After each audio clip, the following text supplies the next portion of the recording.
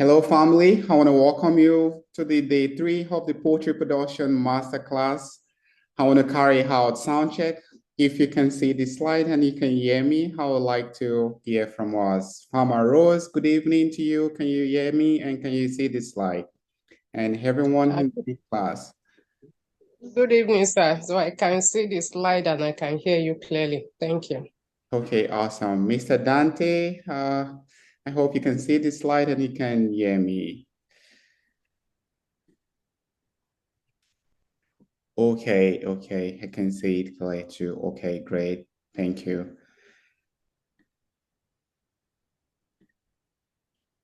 Once again, I want to welcome you to the day three of the poultry production masterclass. We have been focusing on commercial poultry farming from day one. And today we are going to continue from what we have been doing for the past 3 days or 2 days. So without wasting much time, let us go right into it. Just to let you know that if you're not speaking, kindly mute your mic. Kindly mute your mic if you're not speaking so that you don't interrupt the class. And if you have any question, you can always drop it in the chat box.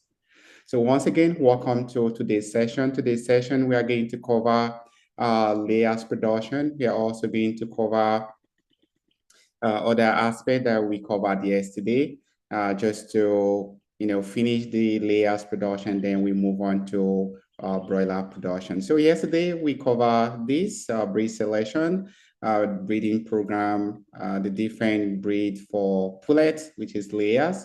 So today I'll also introduce you to some of the popular breeds most of these countries have in their countries. And so today we are going to continue from where we stop. I also introduce you to brooding, how to brood professionally and the way we do it. Today, we're going to continue from where we stop, just to remind us that you can brood and have less than 1% mortality rate, even during the rearing phase if you do the needful. And I told us yesterday that nothing happens by accident. You have to do the needful, prepare the brooder, clean the brooder, lay your beddings, any bedding you have. I also introduce you to the equipment and equipment allocation. I also introduce us to the use of what we call brooder guard, as well as the brooding paper. And I also told us that it's not compulsory. Because of social media, no? It depends on what you have, and it's not really compulsory. I also told us that you shouldn't use this kind of stuff, this kind of hard carton as your brooding paper, because it does not absorb moisture easily. I also introduced us to this, that you don't need to use this bare sand because the temperature is usually low compared to wood shavings or other bedding materials. So this is not a bedding material. Sand is not a bedding material. However, if you decide to use it, you can eat up the pen house a lot so that the sand itself will be hot before you can use sand. So I told us that this is the way we arrange our brooder, the picture on the right. I also told us about screening. This is what we carry out at the hatchery before birds are sent to you, and the bad ones will now be sent to you. So I told you that you can buy your day-old chicks from local distributor, or you can import day-old chicks. However, if you want to import day-old chicks, you have to get licensed to do that. And some countries, they allow the importation of day-old chicks, but in Nigeria, the government does not allow the importation of day-old chicks, except you decide to import parent stock chicks and eggs. Otherwise, by law, you're not supposed to import day-old chicks. But that is not the case in other countries. Based on my experience in Ghana, for example, there are two types of day-old chicks. We have the locally hatch ones and the imported ones. And most of the chicks are from Holland, Belgium, and other neighboring countries. So, well, in Nigeria, you have the option of buying just from the local hatcheries. I told us about the brooding temperature. This is one of the most important aspects of brooding, keeping to the brooding temperature. I told you that you need to have brooder, as a brooder, you need to have this thermometer. The thermometer can give you the idea of the hotness of your pen house. So we have the two sensor, the HTC2, which has two sensors. It can actually tell you the temperature inside the pen house and the ambient temperature. That is to say, the temperature outside the pen house. I told you that what we use majorly to know whether the chicks are doing well or not is the way they behave, their behavior. And we covered this yesterday, so I'm not going to look at it, and you can watch what we covered yesterday. So I introduce you to the temperature guide for broilers. The one I showed you earlier is for pullet. This is for pullet, temperature guide for pullet, and this is for broilers. And I'm sure the literature was shared with us in the group, so kindly download it and read. I told you yesterday that this is the parameters we follow during brooding. If you can get these 5 brooding parameters or essentials right, then you're going to have amazing brooding experience, and which we set your birds for amazing growing period. And so without wasting much time today, we're going to continue from where we stopped yesterday. Yesterday, we stopped around here. So I also told us about the kind of feed chickens eat during the brooding phase. This is what they eat. I'm not going to dwell on that. I also introduced us to the 2 parameters we use in grading feed, the metabolizable energy in the feed and the crude protein in the feed. These 2 parameters are important. And as you can see, that of Ross 308, your feed, for the starter, the metabolizable energy should be around 3,000. And if you have less than that, your birds will not grow the way they're supposed to grow according to the genetic company. And the crude protein, if you're during the starter stage, should be 23%. During the growing phase, should be 21.5%. And then the finisher 1, finisher 2. Now, if you want to follow the genetic company nutrition guide, this is what you are supposed to follow for your Ross 308. However, some feed milling companies, they have just 3 phases. What you give them between day 1 to day 14, another one, or day 1 to day 6, and then another feed day 7 to 21 days, then another 21 days until when you want to sell them. So it depends on the breed you are using. I also introduce you to the layer nutritional guide. So I'm not going to waste time on this. I also told us that we should open your brooder at least the door so that fresh air can come in.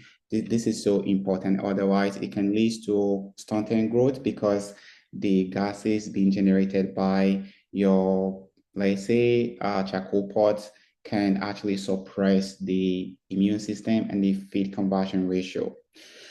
I introduce us to cage brooding for pullet, and this is the way we brood our point of lay. And you can also decide to brood your pullet on the floor, and after the brooding phase, you transfer them into the cage. So today learning objective, we are going to continue from where we stopped yesterday, and then we are going to go into broiler farming and management, and we are going to go into chicken processing, the equipment you need, and some of the things we do during processing of chickens. Without wasting much time, let's continue from where we stopped. Yesterday, I told us that we have 3 phases when it comes to layer farming. We have the brooding phase, and we have the growing phase. We have the laying phase, and we have the time you dispose them. I just want to remind you that the brooding phase is between day 0 to 6 weeks old if you are using broiler starter. And if you are using chick mash, you can brood them from day 0 to 7 weeks. And then once they meet the body weight target, you can switch to grower ration or grower mash or pellet. I told you yesterday that the best form to present feed to your chicks, especially during the brooding phase, is the use of crumble. However, you can use pellet or mash. Now, today we are going to continue because we treated the first phase, which is the brooding phase. Today, we are going to focus on the growing phase and the laying phase. So what do you do during the growing phase? You discontinue brooding, then you demarcate the pen using nets, or you can use any method you have or anything to demarcate your brooder or your farm.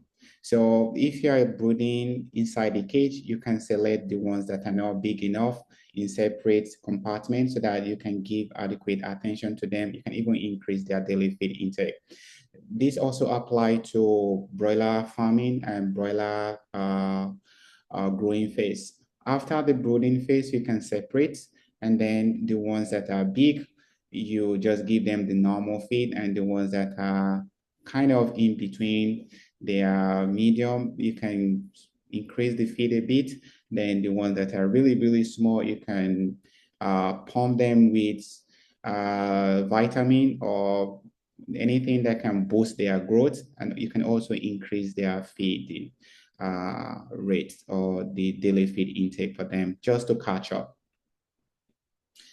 So the growing phase at this stage, if you're growing pullet, you're supposed to introduce them to what we call grower ration. And then you also need to do what you are doing during the brooding phase. You can check on them, but not really regularly this time around. Just maybe in a day, you can check on them 3 times or 4 times.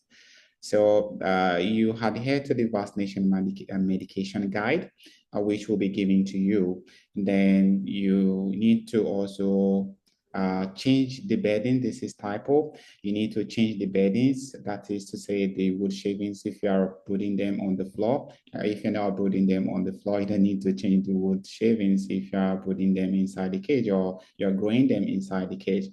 And then spot weak birds and give special care. This is so important so that you can have high survival rate. Now, I want to ask us these questions so that I can know you are following. As a poultry consultant and you were invited to inspect a farm and you discover something like this, I would like you to give what are wrong, tell us what are wrong with this farm, and then tell us your solution. If you see any problems here, tell us the problems and then tell us the solution. So I would like to ask I would like to ask Agida Farms, I would like to hear from you. What do you think are wrong here and what are the possible solutions?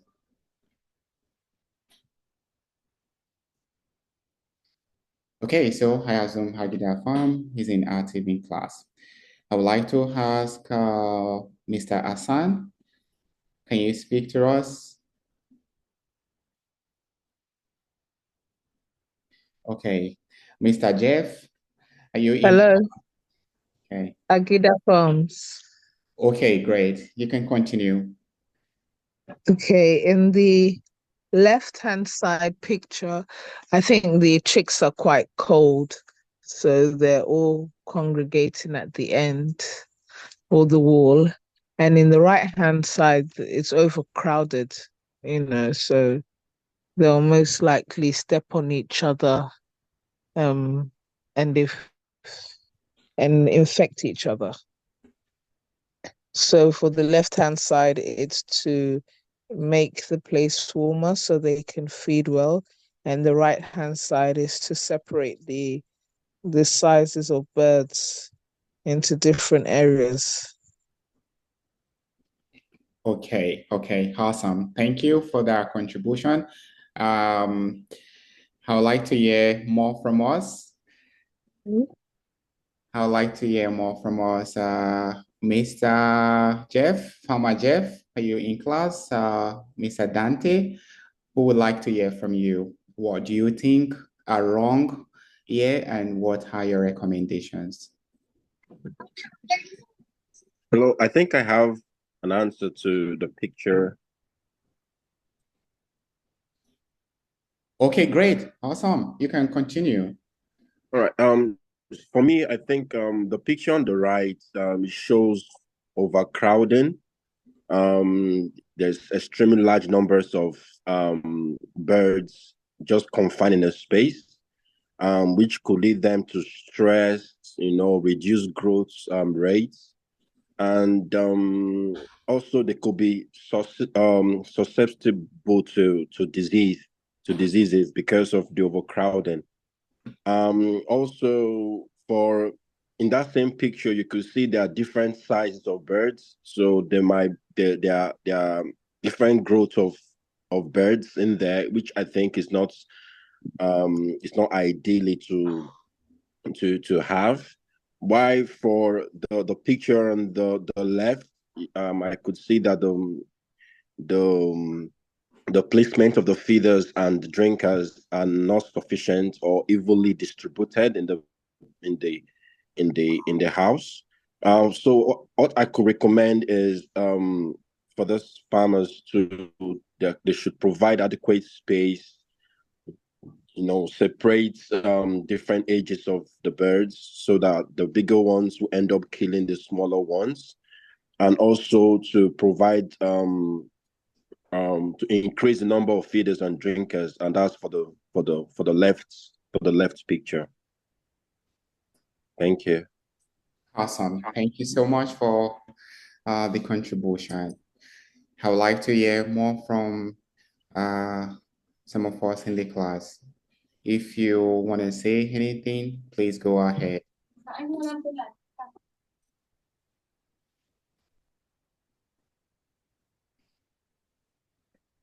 I would like us to contribute. I would like us to contribute. Okay, so without wasting much time, I would like to tell us what are wrong, starting with the picture on the right. As you can see, this farmer failed to do 4 things. Number one, the farmer didn't know the size requirement for the number of birds he want to keep. That is number one. So we have issue with overcrowding, as some of us rightly stated earlier. That is number one. And so during the poultry math calculation tomorrow or next tomorrow, we are going to calculate how to know the number of birds to stock, because most of us, we just assume and calculate for during the brooding phase. During the brooding phase, the space may be enough for them, but as they are growing, they take more, area. And so as you can see at this age, they should be around 8 weeks or so, or 7 weeks. Now look at the age. Everywhere is overcrowded. There's massive overcrowding challenges here. Now imagine they raise these kind of chickens to about, let's say, 12 weeks old. Just imagine, because their physical appearance or their weight will triple as they grow. So as you can see, this is really, really a massive challenge to the farmer. And of course, he didn't know this because he was not part of the training. So number two is that the farmer is supposed to change the drinkers and also the what is it called, the feeders. So based on what I'm seeing here, this farmer is still using chicks feeders for them. However, I can see some bell drinkers.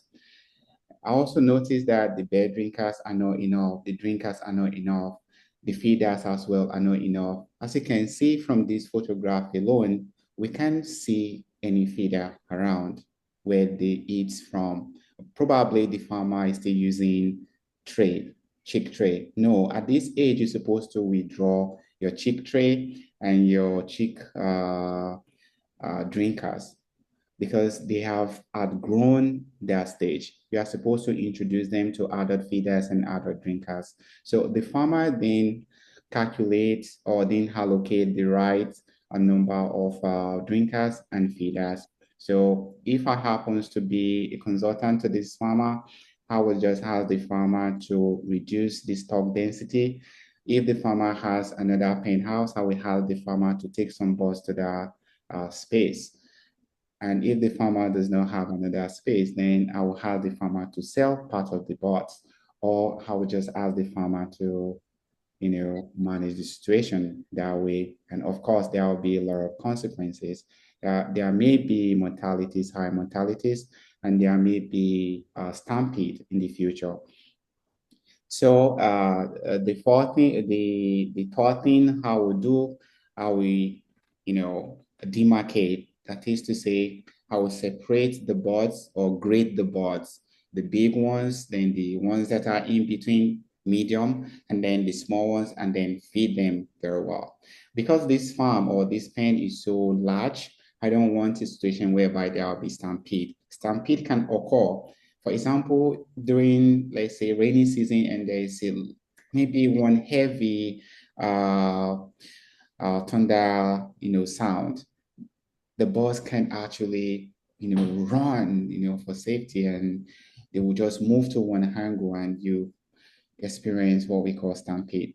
Stampede can occur, and about 500 or 1,000 can be lost immediately. Why? How does it happen? As soon as they hear a loud sound, they will just run to one angle. And the first one that actually get to that particular angle, those ones are the one that will die first, because as more are coming, for example, or maybe lightning, they see sharp lightning, something, then with sound, they will just rush to that place. The first one will not survive. Most of the first ones will not survive that get there, because more will be coming. Just like a normal, human stampede that occur, it also occur in commercial poultry farming. What we do with this kind of housing system, the angle 90, we don't make it sharp. We use something to block it so that when something like that happens, they don't rush to that place and get, trapped in that angle 90. So all the angle 90s, we have a way of blocking the angle 90 so that it will not be sharp. And when there is a stampede or something like that happen, the impact will not be much. And if you are brooding your chickens or growing your chickens inside the cage, one of the advantage of cage again is that there won't be stampede.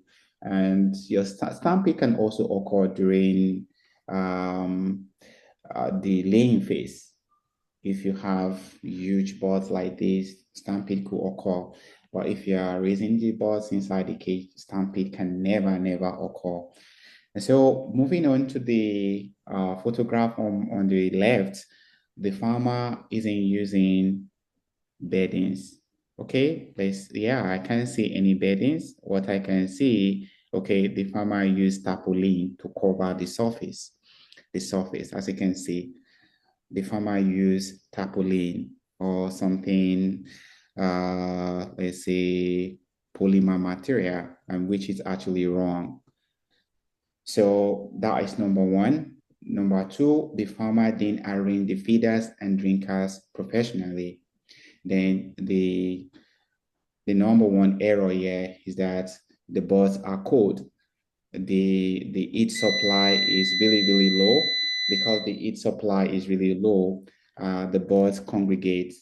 They are really cold, and they move to the other side. So as you can see, as a consultant to this farm, I would advise the farmer to change the polymer the farmer is using to, let's say, brooding paper or newspaper, or you can decide not to use brooding paper. I'll also advise the farmer to increase the temperature and use thermometer to know the temperature range. So these are just the two things or the few things I would ask the farmer to do. And if the farmer actually do them, the farmer will not have issue in the future. So these are some of the errors that farmers commit, and they have high mortalities. For example, this farm on the right, the birds, they will not grow uniformly, and the uniformity rate will be affected because this is a survival of the fittest. So the big ones among them, they will actually eat feed, and then the small ones, they won't be able to eat feed. And if you demarcate and then grade the birds, such will not actually occur that much. Of course, you cannot have 100% uniformity, but if you do some of these things, you give them enough feeders and drinkers, they will be rushing to eat feed or competing to eat feed. I just want to really chip in this because this is one of the things I've discovered over the years that people really do, overstocking and not really knowing when to withdraw the chick feeders and replace them with adult feeders, even the drinkers. As you can see, the farm on the right too, these birds, you're supposed to introduce these birds to adult feeder. You don't need to be using this stuff again. The feed tray or chick tray that the farmer is using. One, they will waste the feed. They will defecate inside because they are now big guys or big ladies. So you're supposed to introduce them to adult feeder. So if you do this, your birds will definitely grow well and you'll have few issues with mortalities. I also want to introduce you to this farm on the right. As you can see, the farmer installed the cages and then brood inside the pen house. This is wrong. I told us yesterday that instead of doing this, do not install the cages. Allow the birds to grow, then ask your cage supplier to mobilize a lot of people. As they are installing the cages, they will be transferring the birds inside. And look at the farm on the left. As you can see, this is nice. The beddings, can you see the beddings super dry? The birds, they have high uniformity rates and they are using adult feeders. So if you do this, your birds will really, really grow well and you will not have any issue. Because what we do during the brooding phase and the growing phase is going to rub off on them during the laying phase. So brooding and the growing phase is so, so important. So what do they eat after the growing phase? We move to the pre-layer phase. I told us yesterday that the growing phase is between 6 or 7 to 16 weeks old. And once they clock 16 weeks old, you can transfer them inside the cage. Or once they get to 14 weeks old, you can transfer them inside the cage. Now, you need to wait until they get to 16 or 17 weeks old before you introduce them to the pre-layer mash. The pre-layer ration is actually ration with improved calcium content because your layers, they need a lot of calcium to form the eggshell. So when you introduce pre-layer to your birds, your pullet, you are preparing them for the laying phase. However, most of the commercial poultry feed milling companies, they don't have pre-layers because people don't know there is pre-layer. So if you do not have pre-layer around your area, you can ask your feed supplier to order pre-layer. The reason why they don't order pre-layer or it's not always available at the local store is because people do not know it and only few people know it and it's not always available. They don't want a situation whereby they will buy this feed down and nobody will buy them. So once you are approaching pre-layer phase, you inform your supplier that they should order pre-layer ration for you. And if you are producing your own feed yourself, super nice. You can increase the content and use pre-layer formula. So at this age, we expect that 3-in-1 is given. Of course, you can give 3-in-1 even when they are 20 weeks old. But at this age, we give them the 3-in-1, which is the last drug or the last vaccine rather they are going to give them. The 3-in-1 contains 3 vaccines. It contains what we call egg drop syndrome or egg drop disease. Then it also has Newcastle disease, ND. Then it has infectious bronchitis. So it's 3-in-1. You give them the 3-in-1 and it's usually injection. So once you transfer them into the cage, you give them the injection and that is the last injection you are supposed to give them. Now, if you're buying point of lay from poultry care, we don't give 3-in-1 at our farm unless you're buying 16 weeks old. So if you're buying 14 weeks old, the 3-in-1 vaccination will be given at your farm once the birds clock 16 or 17 or about a few days to the laying period. So these are the things I want to really chip in. Another thing again is when you are changing from one feed ration to another, you don't change automatically. You change gradually. For example, you want to change from the starter ration to grower ration. You use 3 days to do that. The new feed you want to use, you take 30%, and the old feed which you have been using or they are used to, you take 70%. Then you mix it together, or you can serve it, separately. You are introducing the new feed to them gradually. So day two, you take 50% of the new one and 50% of the old one, and you serve to them. Then day three, you can now switch automatically to the new one. If you do it this way, of course, it will definitely help your boss to adjust to the new feed, because they are not the same. It's not the same formulation. It's not the same taste, if I should use that word.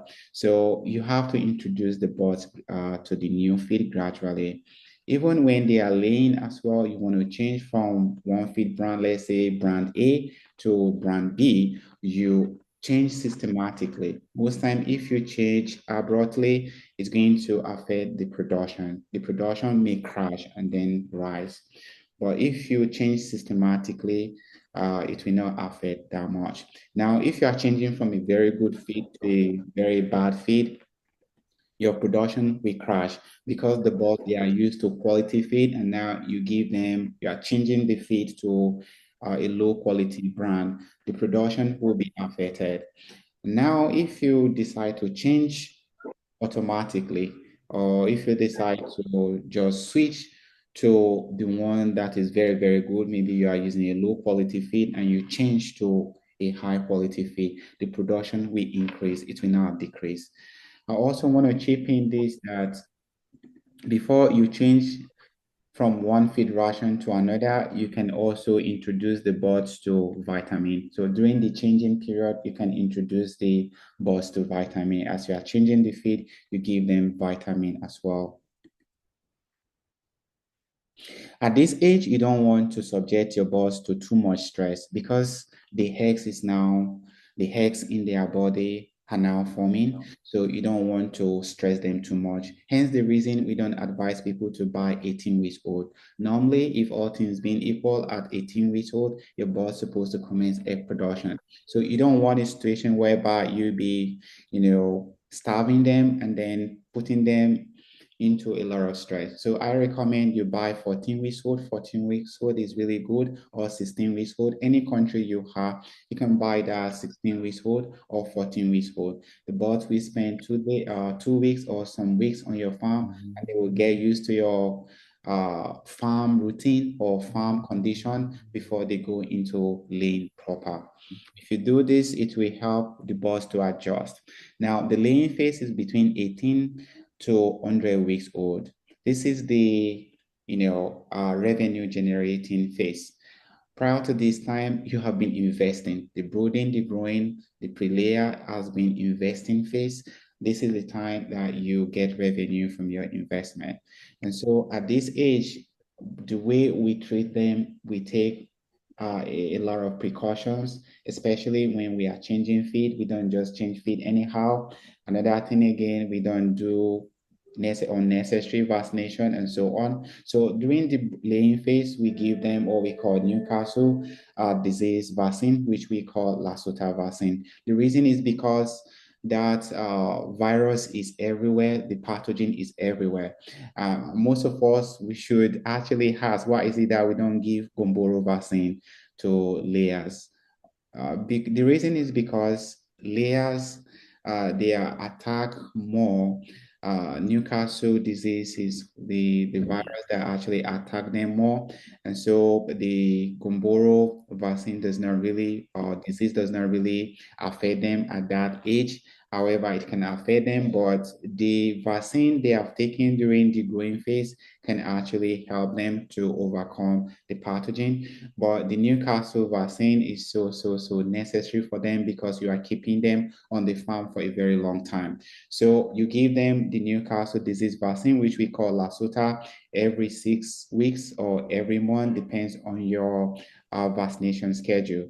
But I would like to let you know that one vaccine can sustain your birds for 3 months. So the vaccine can actually protect your birds for 3 months, but you don't want to wait until it gets to 3 months. So you can give them like 6 weeks or 2 months, or you can also decide to give them every uh, 3 months. So the Newcastle disease vaccine that you are giving them is the booster to just to boost, the immune system and also to build enough disease resistance in the chicken.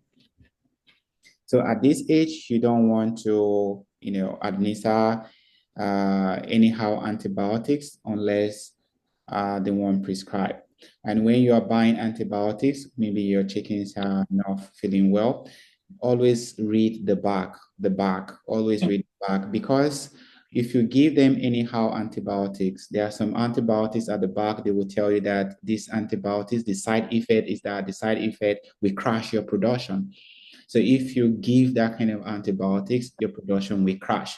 If you used to get, let's say, 20 plates per day, because you give them that, antibiotics, the production will crash to about 15 or even, 10, or you can lose about 3 crates or 4 crates because of that vaccine. And it will take a long time, most times, before they get back to the normal production. So you want to really avoid anyhow antibiotics. Before you give any antibiotics, always check the side effect. So basically, this is what I really want to introduce you to, and you can read this up. The management during the laying phase serve feed at 6 a.m. or even earlier. The reason is because chickens, they like to take their meal early in the morning. So if your farm is far to your resident, you need to create time to go to your farm early. So we serve chickens feed around 5:30, 5 a.m. Depends, and you can decide to stick to 6 a.m. or 7 a.m. Someone will say, well, that time everywhere will be dark.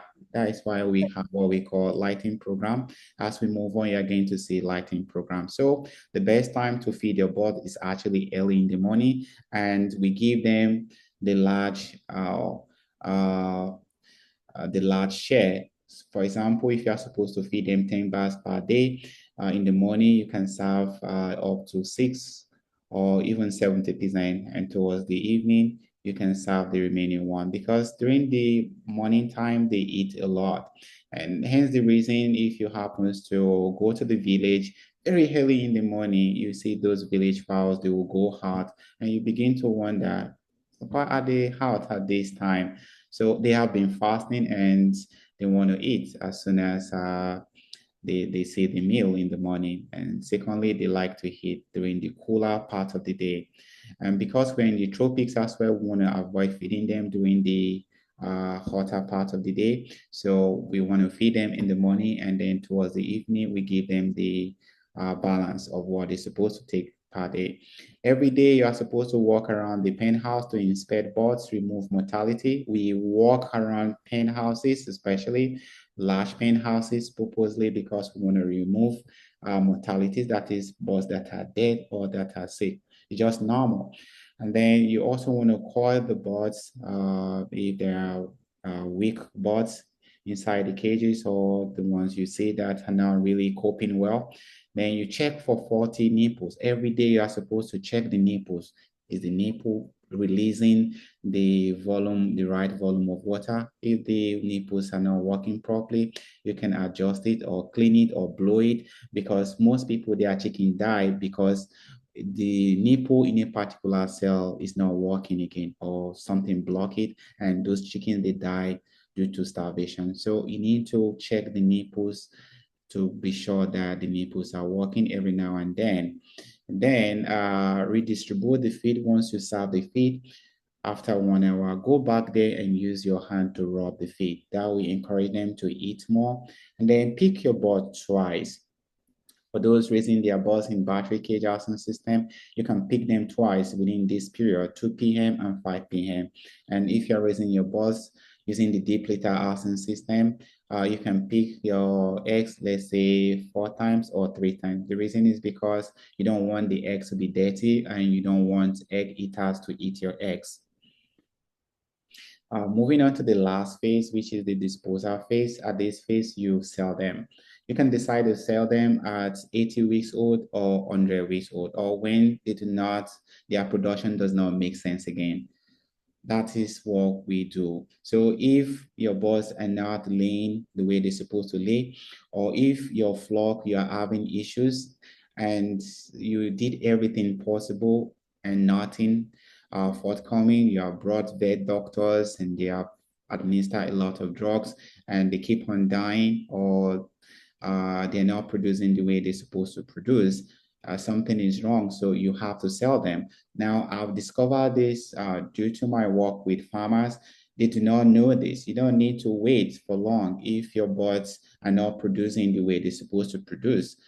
Instead of giving them feed every now and then, and what they are producing is not enough to cover for their even feed. I'll talk more of covering for salaries and other things. You have to sell them. And if you have done everything possible and the chickens are not responding to treatment, the next thing is to sell them. So you don't wait until they get to 80 weeks old or 100 weeks old. You sell them if something is wrong and you have done everything possible. So the layer management, we are moving on to the layer management. How do you manage these birds? One of the things we do is by debeaking. You don't want your chickens to have this kind of beak, so we debeak. Why are we debeaking the birds? To prevent cannibalism. Just imagine this kind of birds peck you or peck one of the chickens that you have. It may lead to injury, and you don't want that to happen. Or maybe when they are fighting, it may actually lead to injury. You don't want that. For effective and efficient picking of grains, like this kind of chicken, if the chicken pick feed or during the eating, the chicken will be, wasting the feed. Why? Because of this cough. As the chicken is eating, the chicken will be, the grain will be flying and you are waiting. So for that reason, we don't allow the beak to be this long. We carry out beak trimming. And then to reduce fighting injury, which I explained already. So how do we carry out the beaking and when do we debeak? The first 1 week, usually at the hatchery, we have two types of debeaking. You can decide to debeak at the hatchery. They will debeak the birds for you, pullet. You debeak only pullet. You don't debeak broilers because the broilers will not stay for long. So their beak will not grow to this extent before you sell them. So for broilers, we don't debeak broilers. We only debeak layers because we are keeping them for a long time. And beak is just like your nails. So we debeak them at the hatchery. And if you import day-old chicks, you can ask them to debeak it right from the hatchery. But in Nigeria, they don't debeak at the hatchery. So you are supposed to debeak the birds before debeaking at your farm, usually between day 1 and day 5 or 1 week. After the 1 week, if you fail to debeak, the next phase or the next opportunity for you to debeak is between 8 to 10 weeks. Afterwards, you're now supposed to debeak your birds again. People do not know this. You don't want to stress your birds after 5 days or after 1 week. You want them to be eating well and so on. Now, you want them to grow to the 8 weeks old before you subject them to another debeaking. And if you have not debeaked them before, you can wait until they get to this 8 weeks old to debeak them once, and you are good to go. You can decide not to debeak, and the boss may be fine, you understand? But we do this just to prevent these problems, these challenges. How do you debeak? For debeaking, as a new farmer, you may not know how to debeak. You have to get paravet or a vet doctor to carry out the debeaking for you. But most of our farm managers, they know how to debeak because they have seen us doing debeaking over and over, so they know how to debeak. Yes, you too can carry out the debeaking once they come to debeak for you. You just look at them. You get your own machine. This is what we call the beaking machine. So you get your own machine. As they are debeaking, you also learn how to debake. They can debake 100 and you may end up debaking just 10. You are learning. So subsequently, you will improve. So as you are debaking often, you get used to it. Now, this is how a debaking machine look like. It has hole and it has what we call hot plates that is attached to the machine. We have two types of the baking machine. We have the cold one and we have the hot one. The cold one, we just cut, it's just like scissors, it will just cut the beak. Once you insert the beak inside this one, and depends on the age. If you have chicks, you insert it inside this middle hole, and then automatically this blade will cut it. And if it is the hot one, the blade will go up and down, up and down. As the blade is going up and down, there is a hot plate. This stuff you are seeing, the big cutting blade, is hot. So it will just melt the beak. And I love the hot, the baking option because you now see blood everywhere. The cold one, you see blood and so on, and I don't like it. So as you can see, this is the way we carry out the baking. And the big one, so it depends on the age you are debaking. Like during the growing phase, if you want to debake, you use the one that is a bit bigger than the small one, and the adult one, you can use the big hole.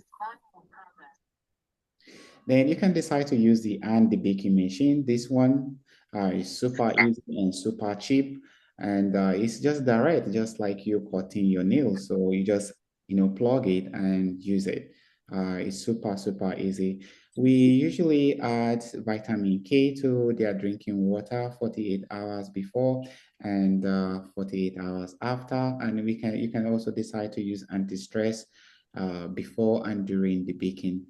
Also, they can cope and then they can actually get relief from the stress they pass through during the baking period. And it also help them to, recover really fast. So I will not waste time on this. As you can see, this is wrong debaking. You don't debake this way.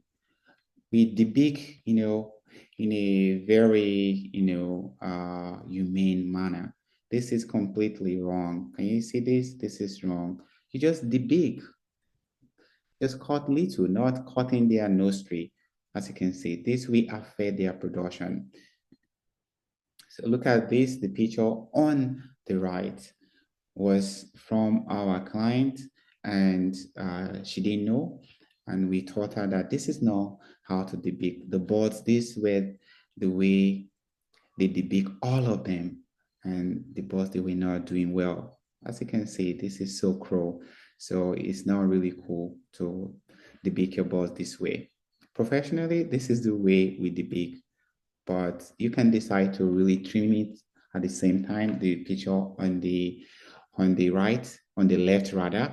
So you can debake it this way. This is the professional way. However, you can decide to, cut it the same level and they will be fine.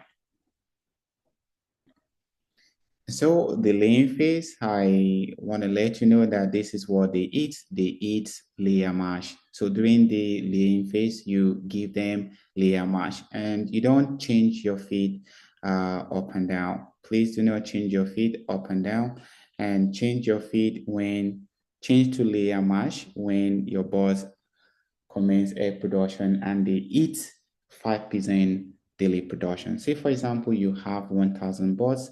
If you pick one egg, if you pick 50 eggs rather, on a day, the following day, you should switch to layer mash. And if you still have pre-layer or grower mash, you can continue using that grower. And then once you are through with the grower, you can switch to layer ration. So the indication, the hen day production, that is once they eat 2% or 5% daily production, you can switch to layer ration. I also want to chip in this that if you do not have pre-layer during the pre-layer phase, you can mix layer and grower together. For example, the pre-layer is the combination of grower and layer. So you take 50%, for example, your boss consume 10 bags per day. You take 5 bags of grower and you take 5 bags of layer. You can serve the layers and the broiler and the growers at different time. And so, for example, you can decide to serve, let's say 6 bags. You can decide to serve 5 bags of the grower ration in the morning, and in the evening you serve 5 bags of layer mash. So as you can see, you are introducing them into the layer ration gradually, and you can decide to mix the two together. You take 50% of grower, you take 50% of layer ration, and then mix and then serve to them. Laying period have told us this, just to let you know that even if you have 1 million chicken, one chicken will commence egg production first. And all of them will not commence egg production at the same time. I want you to know that the production increases gradually, and it gets to the peak. Usually they can eat 85% around 26, 25 weeks. However, all of them will not commence egg production. Some of the hens or your layers that mature first, even at 16 weeks old, if that layer attain the required body weight, that layer can commence egg production at even 16 weeks old or 17 weeks old. However, it is not good for your chicken to commence egg production at 16 weeks old. So you want a situation whereby they commence egg production at the right age, which is 18 weeks old, according to the genetic companies. Now, if I want my chickens to commence egg production earlier, I can do that. How do you do that? You exceed the body weight.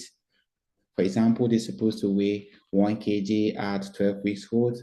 If your birds are weighing 1.2 or 1.3 kg, you have exceeded the body weight, and now you are bringing them into egg production faster. You can also introduce lighting program to them at earlier age. Let's say at 14 weeks old, 15 weeks old, it can bring them into production really faster. However, we don't want to do that because the size of the egg they start laying with, we actually impart the size of the eggs later. So what we do is that we allow the birds to get to 18 weeks old, and even if you allow them to commence egg production at 20 weeks old is also good, because the first egg they are laying will be a medium-sized egg, not pullet eggs. So if they commence egg production at 16 weeks old or 17 weeks old, the eggs they will be laying will be small, and it will affect how big their egg size will be in the future. And so your layers, you should expect at least 300 or 330 in a calendar year. And so if you can get 11 crates or 10 crates from one layer, you have made a lot of money already. And then if you keep them longer, then you make more money. But basically, this is what you are likely going to get before you sell your birds within a calendar year. Around 300 to 330. The reason is because you can get more than this because it's not all of them, or it's not every day they will lay eggs. We have 350 something in a year, in a calendar year. There are some days that they will rest. And so they will not give you 360 eggs or 50 something eggs in a year.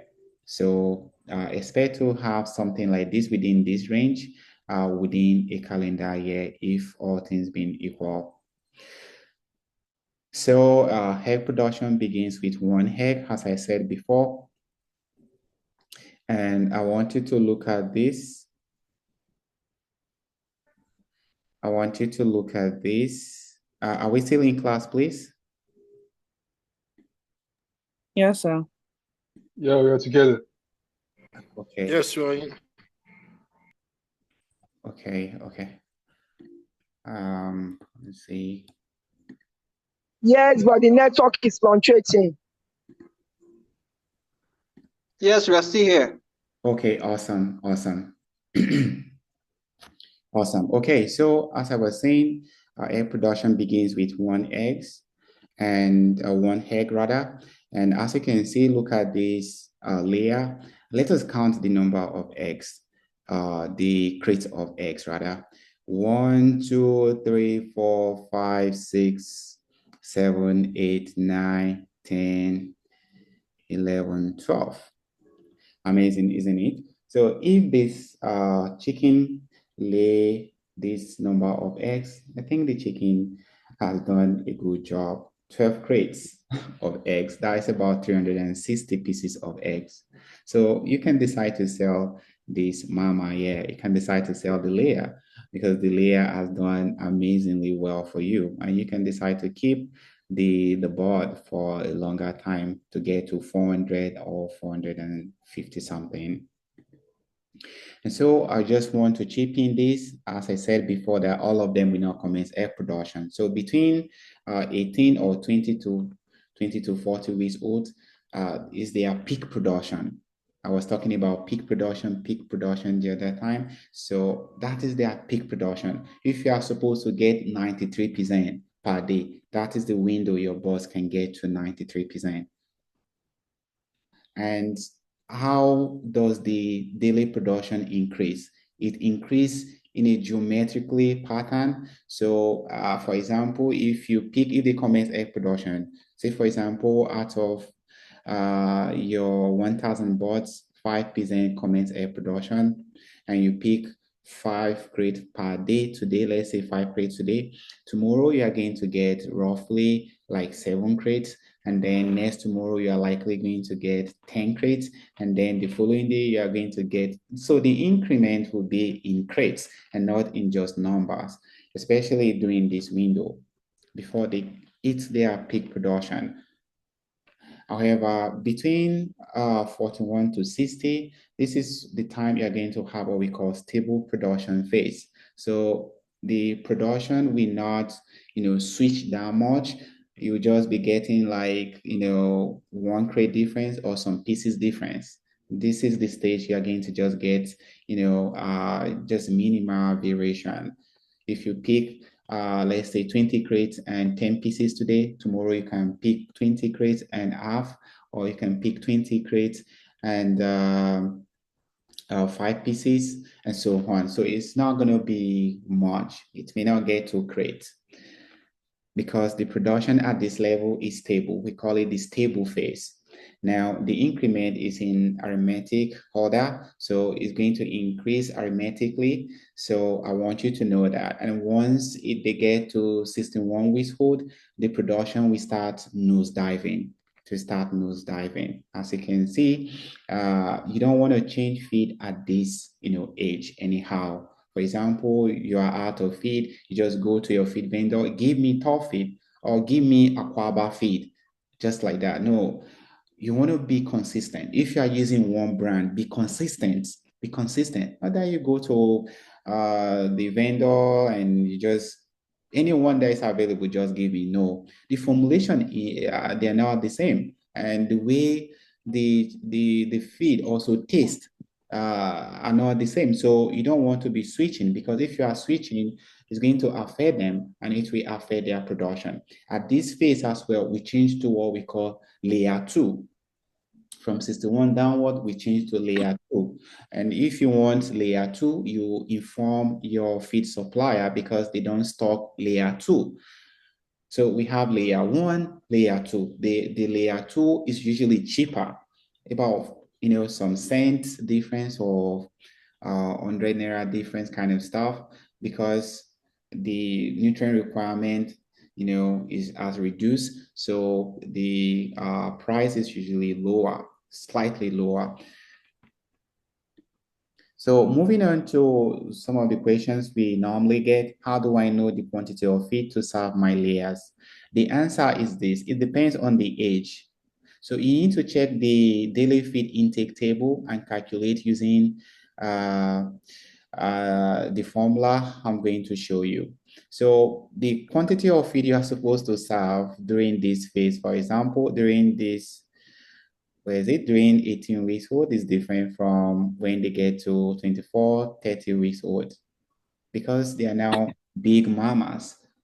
They are now big mamas. So the quantity of feed you're supposed to serve to your birds around brooding phase and growing phase is quite different. So as we move on, you are going to see what I am talking about. So as you can see, the daily feed intake increases with age and stabilize at about 30 weeks old, or even 24 weeks old. You can stabilize it and give them 115 grams per day. So as we move on, you are going to see this. I also want to remind you that your best friend during poultry farming, or one of the most important tool we use in poultry farming, is weighing scale. Weighing scale and thermometer are so important. It's not just about buying feed and buying medication. You need to have weighing scale. Weighing scale actually tell us what is happening with your birds, whether we are meeting the body weight target or not, especially if you are a broiler producer. Broiler is about weight. When chicken processor want to buy your chicken, they are buying the chickens based on weight. You are selling based on weight. So you need scale. So moving on to uniformity rate, I told us earlier that you need to do what? You need to demarcate or grade your birds, the big ones, the small one, and so on, and the ones in between that are medium, that are not that too big or not too small. We call them the medium ones. The ones that are really small, that look like they are not of the same age with the rest. You do what? You separate them, and the big ones that look like, hey, they are looking like the normal age, you separate them into three, and then you give them feed and give them special attention. The small one that doesn't even look like the ones that are, does not look like the rest, as if those ones, they are, different age entirely. You do what? You bombard them with feed and you give them more vitamin so that they can catch up. And the ones that are not too big and not too small, you also increase their daily feed intake and give them vitamin or growth booster to help them to catch up with the rest. So what we are interested in is high uniformity rate. High uniformity rate, we ensure that your chickens commence egg production at the right time, and you can pick, or your chicken can eat even 50% production at 20 weeks old. They will commence egg production at the right time, and when they want to commence egg production, all of them will start egg production almost at the same time, or let's say 2 weeks interval, and that is actually a good uniformity rate. Say, for example, other chickens are looking, let's say 50% of your birds are looking like 2 weeks behind or 3 weeks behind. As they are looking, or the way they are looking, that is the way they will commence egg production. So if, let's say, 50% are okay and the body weight are okay, those are the ones that will start egg production. And you start complaining that my chickens, they are not lean. All of them have not started laying. I'm getting just 2 crates. I'm supposed to be getting 20 crates at this age. The reason is because of the uniformity. So you want to really, incorporate this into your management to ensure that you eat high uniformity rate. I want to let you know that at 16 weeks old, you're going to have about 85 uniformity rate, or 90 or 95% uniformity rate. And then at 18, you can get up to 95 or 90 something. And if you do all these secrets that I revealed to you by, grading them, you can have high uniformity rate. So this is production guide that we follow. Now, for example, you want to know the quantity of feed to serve your bird. This is just a summary, and you can carry out the calculation at any time. So the age, look at the column. Are we in class, please? I want to be sure that we are following.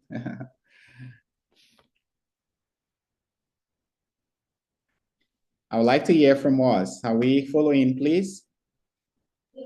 Yes, sir. I hope it's not boring. Yes, we are. Yes, we are. Okay. Oh, great. Okay. And so as you can see, this is the production guide for layers. So the age in week between 0 to 6, this is the cumulative feed intake, one chicken we consume, your pullet, your layers we consume between 0 to 6 cumulated. That is one chicken we consume this. So this will actually guide you in buying feed in bulk and keep. Now that feed is actually, rising every day, like exchange rates or stock market, you need to do what? You need to buy feeds, in advance. If you have money, I used to tell our clients that you can get money or look for the money and then buy your feed in bulk. You can buy feed for like 1 month, and that will be able to help you, control your production costs. So this is so important. It will guide you. Now between 0 to 6, one chicken we consume 1.151 kg. Approximately that is 1,151 grams. So how do you calculate? You just use your calculator. You take your calculator. For example, I want to know the number of starter ration or crumble to buy for my 1,000 birds, or let me say 500 pullets during the brooding phase between the 0 to 6. All I need to do, I will multiply the number of chickens I have. I have 500, for example, so I will multiply 500 by this quantity, 1.151. That is about 575.5. I will just approximate it to 576. So 576 kg, that is the quantity of feed they will consume. My 500 chickens will consume between the 0 to when they will be 6 weeks old. As you can see, it gives me idea of the kg. Then how do I know the number of bags to buy? If you're in Nigeria, commercial feed are packaged in 25 kg. Even in Cameroon, it's packaged in 25 kg. In Ghana, 50 kg. In South Africa, 50 kg. In Kenya, 50 kg. In Uganda, 50 kg. But in Nigeria, it's 25 kg. So to know the number of bags to buy, I said, if you do the calculation, you are going to get 576, provided you have 500 pullet. So if you divide it by 25, this 576 by 25 is going to give you idea of the number of bags to buy or they are going to feed on throughout the brooding phase. So if you do that, you're going to get 23.00, and you can decide to approximate it to 24 bags. So with 24 bags, I will conveniently feed my birds from the 0 to 6 during the brooding phase. As you can see, it makes the job easy for you. Now, what is the body weight target we expect? If your feed is good, it's of high quality, and it meets the requirement, the metabolizable energy and the crude protein is met, your bird should be weighing for 429 to 451 grams. And so, as I said before, you need to be weighing after the brooding, or even every week, you just weigh randomly to know the body weight. And if they are falling behind, then you need to do the needful. It could be that your feed quality is low, then you can decide to increase the feed intake, or you change your feed to more quality feed so that you can meet the body weight target. Meeting the body weight target is so important, because the body weight target is the metric we use in commercial egg production. It's not by age. You can decide to ration your feed instead of giving them the 23 or the 24 bags I recommend. You decide to give them 12. They are not going to cry. They are not going to say it's too small for them. They will eat it, but they will not grow the way they're supposed to grow. And then the body weight will not be met because you didn't give them the right quantity of feed. And then what is the growth rate? The growth rate will be 34%. That is, their body development will be 34% during 0 to 6. And then once you get to 7 weeks old, or once you are through with 6 and they are switching to 7, you are through with your brooding, and you want to know the number of bags or grower, pellet or mash to buy. It's so simple. Again, how many birds do you have? Oh, you have 500. You multiply by this 2.4 kg, 2.4 kg. It will give you 1,200 kg.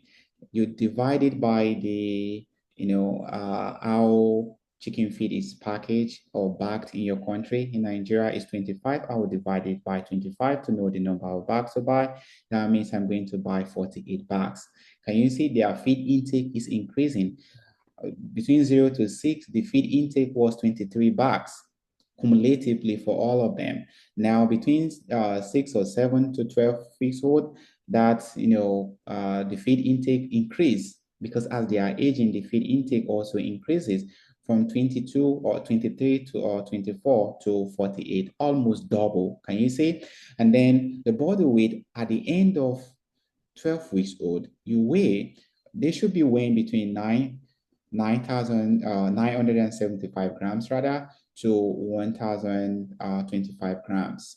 Now, if they are lagging behind, that's why you need to be weighing them every week. If they are lagging behind, you can increase, you can give them vitamin to boost their body weight or to boost their appetite so that they can catch up. We are not saying that you should, always meet the body weight target and all of that. They may not meet the body weight target, but it should be close to it. It should be close to it. For example, 975 at the end of 12 weeks, you can get 960 grams or 950 grams, which is still decent. You can also decide to exceed it a bit. If you exceed it a bit, it's also good. And then what is the growth rate within that period? The growth rate, their body development within that period is 47%.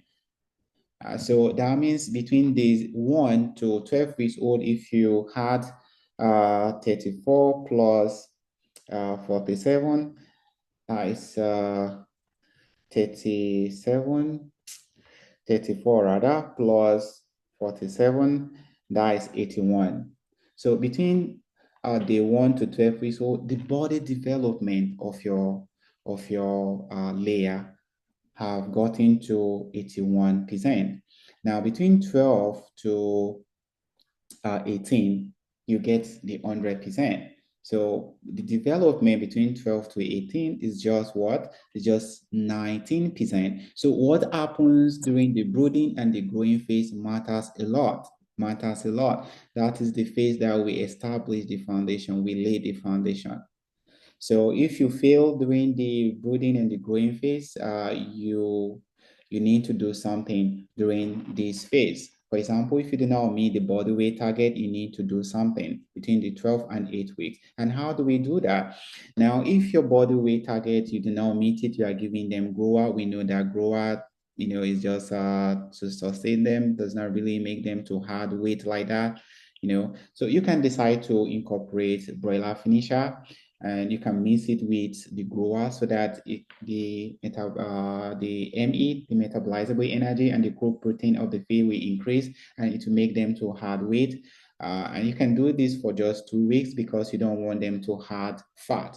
We don't want layers to have fat.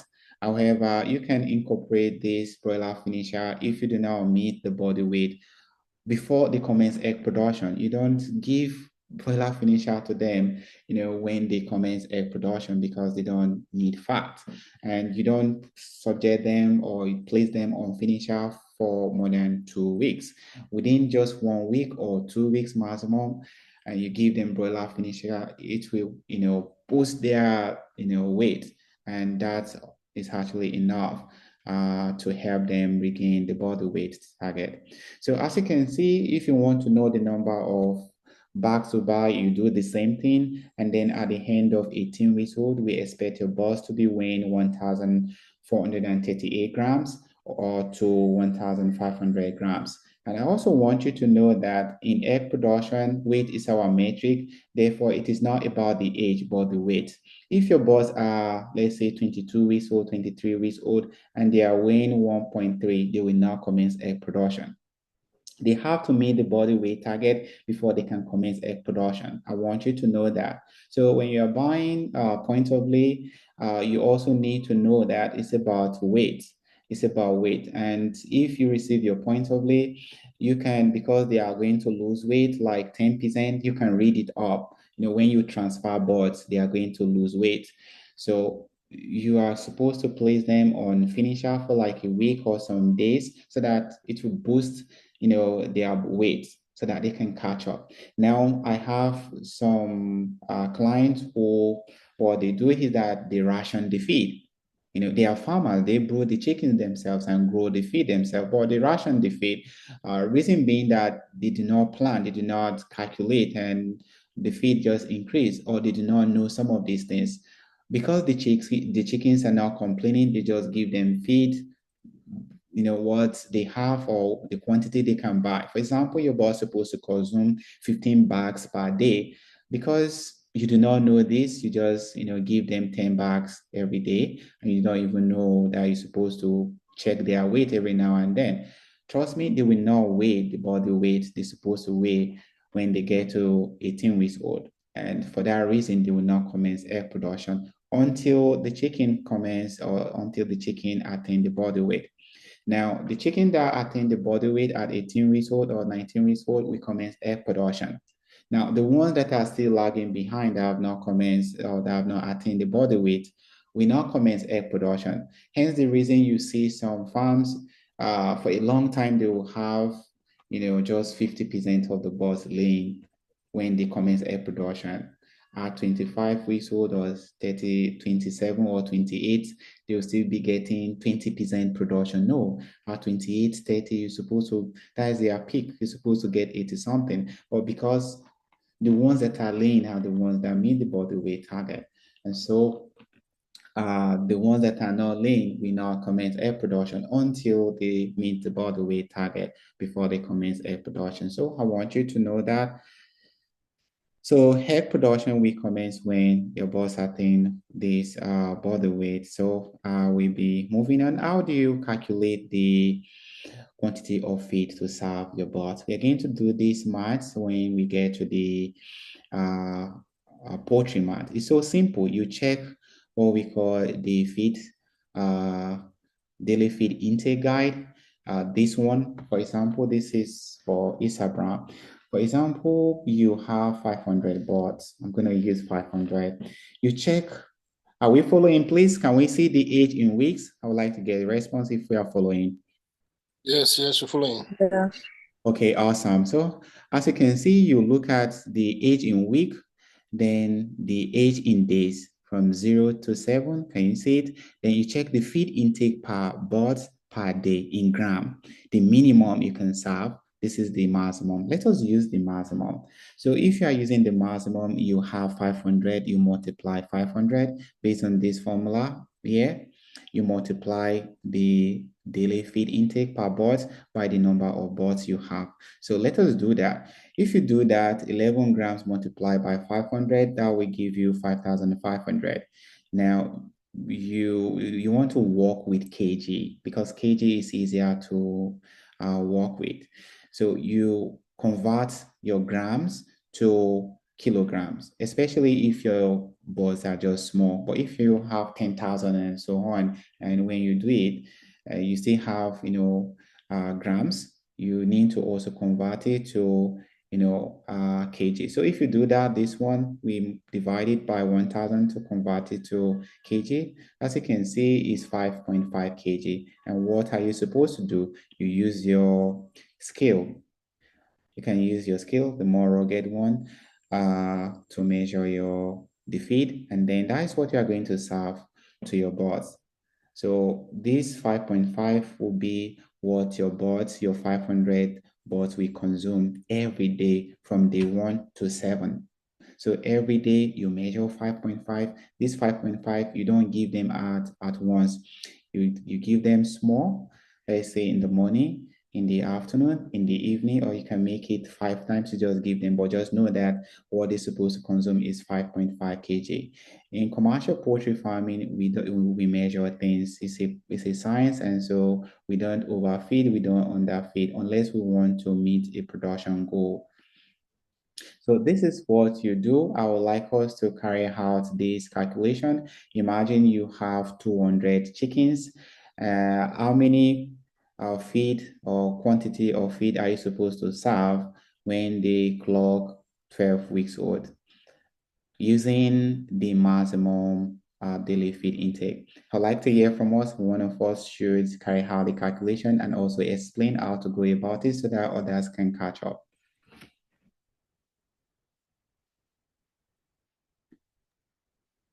Sorry, can you repeat the question? Please, can you go to the second slide? Okay. Let me. Okay, so I'll repeat the question. I just carried out one example. I want you to calculate the quantity of feed to serve per day when your chicken clock 12 weeks old. So what is the quantity of feed? Imagine you have 200 chickens. Imagine you have 200 pullets. What is the quantity of feed to serve per day when your chicken clock 12 weeks old? That is between 78 days to 84 days old, or between 12 weeks old to 3.4 okay. kg per day, I guess. Okay, can you explain how you got it? Hello? Can you explain how you got that value? First off, I would like you to teach us how did you get it, and then the steps you followed so that others can catch up and they can do it independently.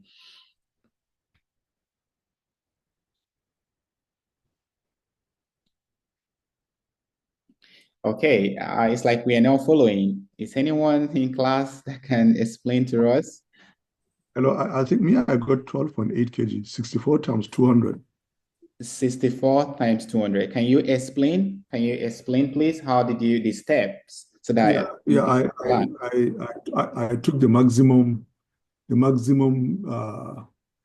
12 weeks. Then I took the maximum weight, maximum grams. That's at 64. 64. Okay. Okay. Yeah. So times the 200 number of birds I have. Okay. It gave me 12,000. Sorry, that's 64 by 200. Gave me 12,800 grams. Okay. Divided by 1,000. Okay. Get 12.8 kg per day. Absolutely correct. Absolutely correct. So that is how to go about it. You can decide to even approximate it. This is 12.8 kg. You can decide to serve that exact quantity. You can decide to approximate it to 13. Yes, to 13 kg. So basically, that is how we go about, calculation. Don't worry if you don't know how to carry out this calculation because you are part of the WhatsApp group. Anything you need, for example, you do not know this or you want to serve, just send a message to the group. I want you to calculate this for me, and we would respond immediately, carry out the calculation. We would also design how to feed the birds from day old to a particular age for you based on the quantity of birds you have. Luckily, we are going to give you software. Is it software? Should I call it software? we are going to give you Excel sheet. Excel sheet that will help you to calculate. You just impute it. Oh, I have to, based on the age, I have 200 birds. You just impute it, and it will calculate the number of birds, the number or the quantity of feed you're supposed to serve based on the age of your bird. So basically, this is how we go about it. Lastly, I would like somebody to calculate the quantity of feed to serve at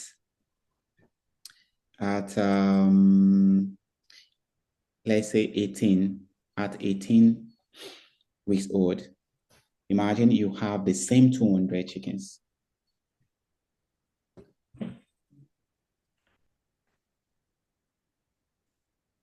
Can someone else carry out this calculation for us?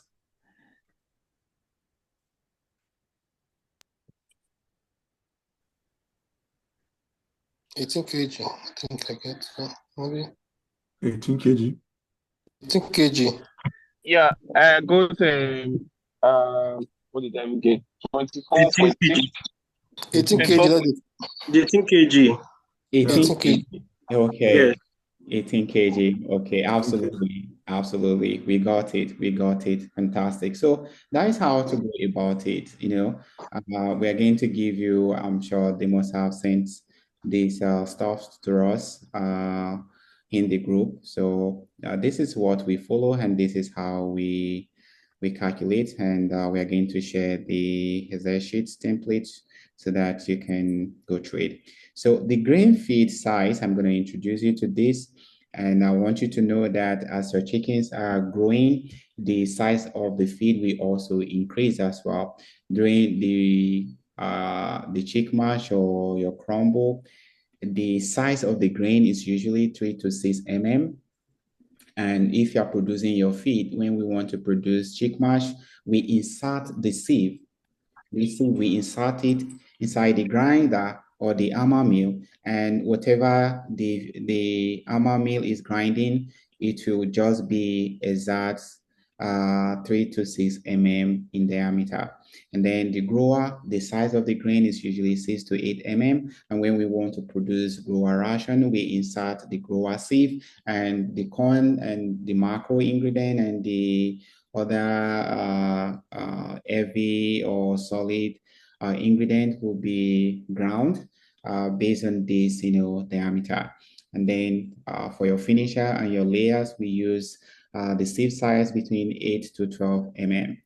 Now, I want to chip in something. You must, ensure that your birds, can swallow the grain size before you introduce the grain. Otherwise, you need to break it. You need to break the grains so that to a level that your chicken can, swallow. There was an incident that occurred. A vet doctor, she just left school and she didn't have experience. And so she happens to be a farm manager. And there was no, what is it called, starter and chick mash around that farm.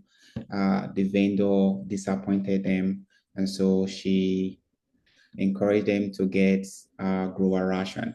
And we know that grower, the is between 6 to 8, is really, really big. And most times it's even 8. And they didn't even sieve it. They just give the pullets like that. What happened was that the chicks, they were choked because of the large grain size, and they had a lot of mortalities. I went there when the mortalities, was happening. And when I got there, I saw big, big grains in the feeders. And I said, what is happening? And I got to know. And everything was really all right. But because of the grain size, the chicks, they were dying. And I asked them to discontinue using the grower ration and get another feed, broiler starter for them. And as soon as they did that, they used to get 50 mortalities every day. That 50 mortalities the following day decreased by, I think, 35. They had 15, and that was how it stopped. I just want to chip this in. Change at the right time and with the right grain size. So how do you serve the feed? The feeding schedule, we have feeding schedule simply because you are supposed to give your birds, let's say, what we calculated 18 kg in the morning around 6 a.m. You just dump it in their feeders. No, we actually have a feeding schedule. The feeding schedule, you can adopt any of these, depends on the season. In the morning, but during the brooding phase, you can give them, what they're supposed to eat. You can just allow them to eat. They will not exceed the quantity they're supposed to eat, provided that they are not wasting the feed or pouring it on the ground. They will not exceed it. So you allow them to eat for what is it called, broilers. You allow them to eat during the brooding phase. You don't restrict the feeding. Just serve whatever they can eat, and then after the growing phase, we can do what we call restricted feeding. As we move on, you're going to see the feeding technique. So even your pullet during the first 4 weeks or during the brooding phase, just give them what they can eat, but not to waste the feed. You need to calculate and then serve. So you can decide to give them in the morning 50%, 6 a.m., afternoon 20% of what they're supposed to eat, that's 11 to 12, evening 30%, usually around 4 p.m. So you can decide to feed them twice per day. In the morning, 60%. Then in the evening, around 4 p.m., you can serve the remaining Now you need to stick to this. And when there is heat wave, there was heat wave some months back. So you want to avoid feeding them during the day, including your broilers. So you feed them at night. So at night, you begin the feeding schedule.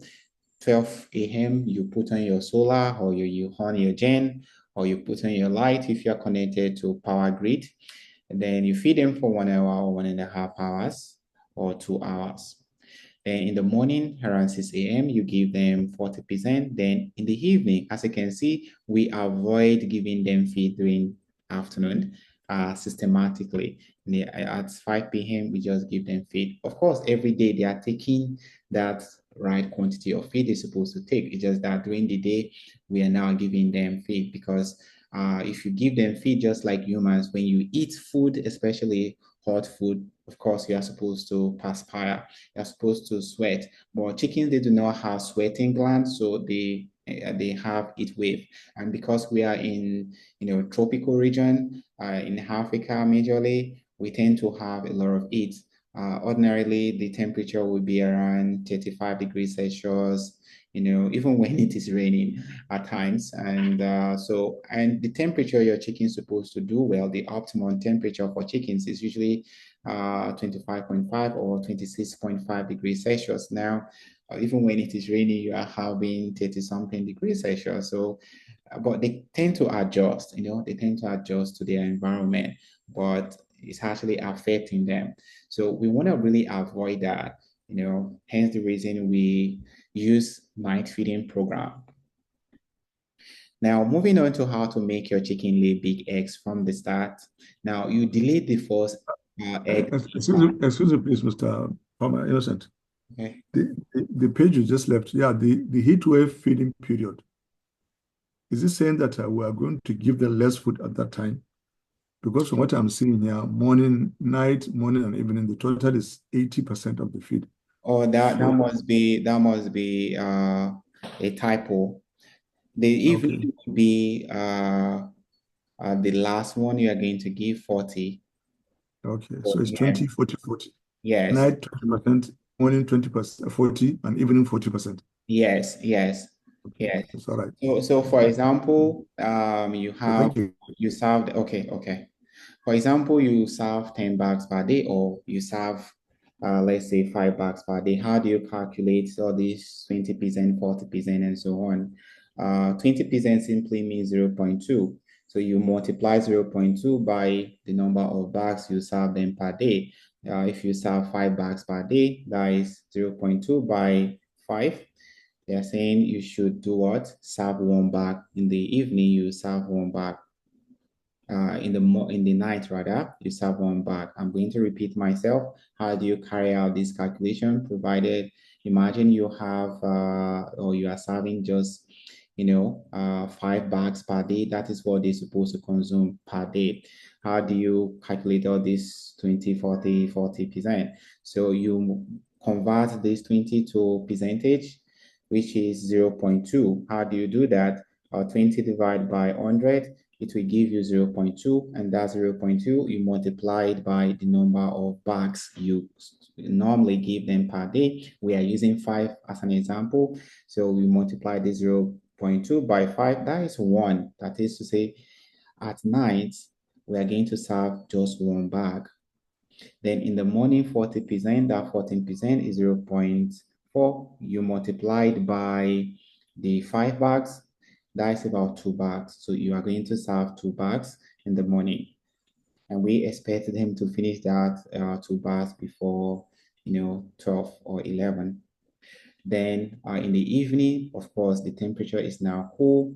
Then you can hunt your lighting program or your solar or whatever.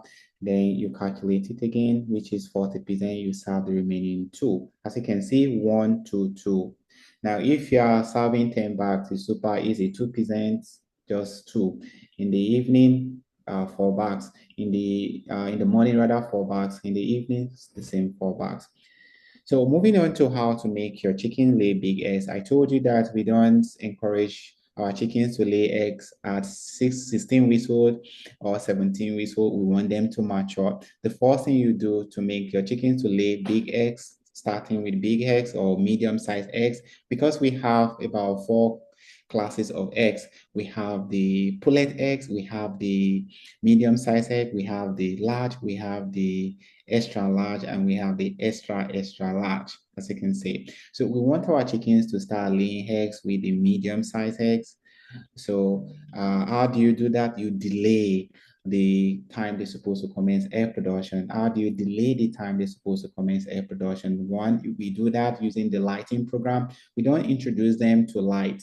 We don't start the lighting program. Another thing, again, by delaying the body weight, so we can reduce the number or the quantity of feed we serve them so that they don't add that weight. And because they do not attain that body weight on time, maybe there's a delay of 2 weeks, they will delay the time they're supposed to commence egg production, so they can commence egg production at 20 weeks old. So chicken that commence egg production at 20 weeks old, the first egg laid is quite different from the chicken that commence egg production at 16 weeks old or 17 weeks old, because they are now big. The bigger the bigger the birds, the bigger the size of the egg, especially when they have not commenced egg production before. And if your chicken, because you do not feed them well and you do not know before, and they commence egg production, provided they have good uniformity rate at, let's say, 24 weeks old, when they commence egg production, they will be giving you medium-sized eggs, as you can see, or even large size egg, because they are big, and their vent is big enough to bring out big eggs. So that is how we do it scientifically, to make our chickens to lay big eggs. And the quality feed, if you are using quality feed, your eggs will be big. Because quality feed, the crude protein level is actually good, and the metabolizable energy, and the lysine and the melanin, which make your the egg size to be big, are actually adequate in the feed. And so if those things are not adequate, it can actually reduce the egg size.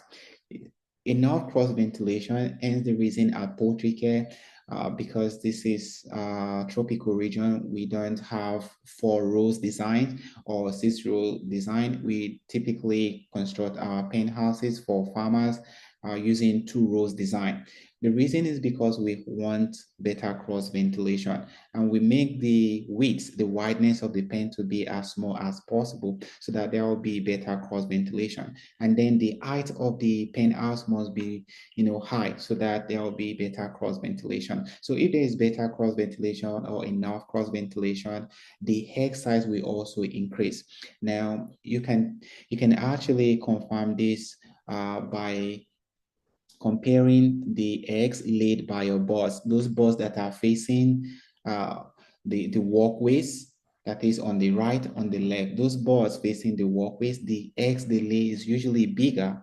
And in fact, the eggs, they even lay more eggs compared to the birds that are in the middle. So if you have 3 rows design, just know that the birds, those rows on the center or in the center, they are going to lay small size egg, relatively small size eggs, because they do not get enough cross ventilation, and the middle of your pen is usually hot compared to others because of draft. So cross ventilation also affects the size of your eggs. Then if you are producing your feed, you can keep the lysine content at a minimum, or you increase it. Then sufficient water, because their body, about 80%, even 90% is water. You don't want to reduce the volume of water they take per day. Then avoid heat stress. Heat stress can also reduce the size of the eggs your chickens are going to lay. So during the heat wave, the egg size definitely is usually affected. Then have a good lighting program. Lighting program can increase the size of your eggs. You can make the eggs to be bigger. So there was a client who reached out to us and complained that the birds were not laying big eggs.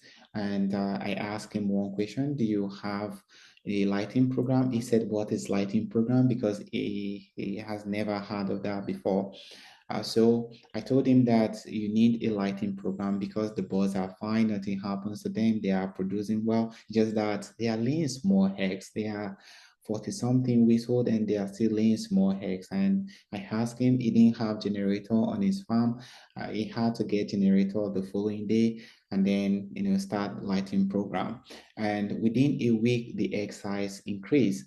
And he called me that this thing is working to the extent that prolapse started occurring. The chickens, they were laying big eggs, and then it's now tearing their, cloaca, their vent. And so I also told him what he's supposed to do.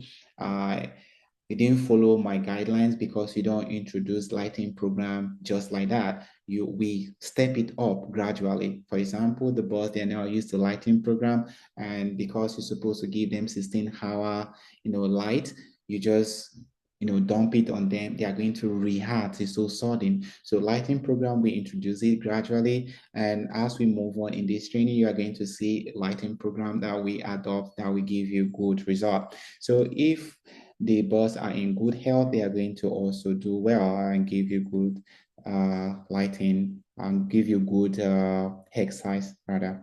So we are going into the lighting program. Why are we carrying out lighting program? I also want to let you know that if you cannot start lighting program, if you cannot continue lighting program, don't start it in the first place. If you don't want to use lighting program simply means that when the natural light, the penthouse is not getting the natural light again and everywhere is dark, you are supposed to do what? Illuminate the pen so that the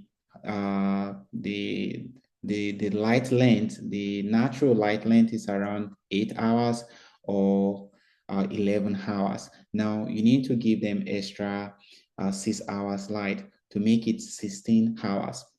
Your hybrid layers, they need 16 hours light to really do well, or 14 hours light to really do well. So you want to really on your solar or your gen, it could be in the evening or towards the morning time.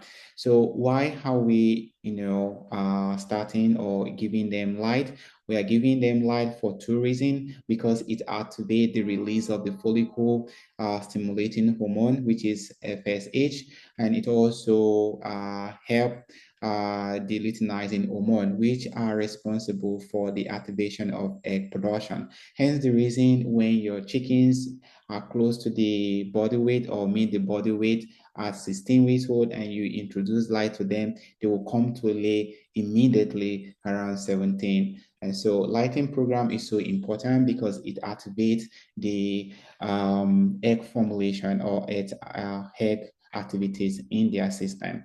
And so there are three parameters that we follow, three key elements: the intensity, the length, that is the duration, how long, the age, and the weight, when to start it. If you start it at the wrong time, it's going to have, you're going to have issue. You're going to have prolapse. Prolapse is a situation whereby your chicken lay eggs and then the cloaca cannot go back again, because each time your chicken lay egg, the cloaca will come out and then go back immediately after the egg drops. However, prolapse can occur because the chicken lays big egg. You force the chicken to come into lay early, so prolapse can occur, and the cloaca will not go back because the cloaca has been opened and then it's weak, so it can't go back again. Lighting program is responsible for prolapse issue, but it's not the only reason for prolapse occurrence in commercial layer production. Prolapse is a natural, stuff. However, if you're having abnormal prolapses, this could be one of the reasons. And so when should you give them the light? You should give them the light at the right age. As we move on, you're going to see how the intensity. Someone will say, someone ask question, how do I know the loss, the intensity? Well, concerning layer farming, what we do is that if you do not have the sensor, what we do is this: you take a printed or newspaper, you take newspaper inside your pen house, take newspaper inside your pen house and try to read in all the angles. If you can read, easily, clearly, if you can read easily, if you are able to, read easily, that means the intensity is okay. And you can also use your discretion concerning the intensity. Don't illuminate one side, that place is so bright, the other place is so dark. No, let it be evenly distributed. So laying hens needs maximum of 8 hours of sleep. And so you need to know that. I've been to some farms that because they have light 24/7 outside Nigeria, they give them light 24/7. It's actually, not environmentally controlled housing system, but you just connect light 24/7. The chickens, they were having light. So this is really, really wrong. Every animal need a period of darkness. Even your chicks or broilers, any animal needs period of darkness. And for layer, they need at least 8 hours of sleep to do well and 16 hours of light duration to perform optimally. So condition to be met before you start your lighting program, the average body weight of the flock should be at least 1,260 grams for white layers and 1,400 grams for brown layers. The uniformity of the flock should be at least 80%. So the uniformity means the weight. The weight should be 80% and the appearance should be 80%. If you're having less than this, it's not really cool because you are forcing the ones that are not ready to come into lay and which we affect them in the future. So if the above conditions are not met, do not start a lighting program. Wait and start when at least 5% of the flock commence egg production. So this is the lighting program. I'm not going to go over it too much. As you can see, we introduce it gradually. During the brooding phase, I want you to look at it. Day one, you give them one period of darkness. The light intensity should be 20 to 40. Then between 4 to 7 days, 22 hours. That means you are giving them 2 hours of darkness, 2 hours to sleep. Then 2 weeks, then you are giving them still 2 hours. 3 weeks, you reduce it. You give them 21, hour light, and then 3 hours, period of darkness. As you can see, 4 weeks old, during the 4 weeks old, the light duration should be 20 hours, 4 hours of sleep, 4 hours of darkness, and so on. Then once they meet the body weight target, around 15 or so, then you start the lighting program. And as you can see, as they are, aging,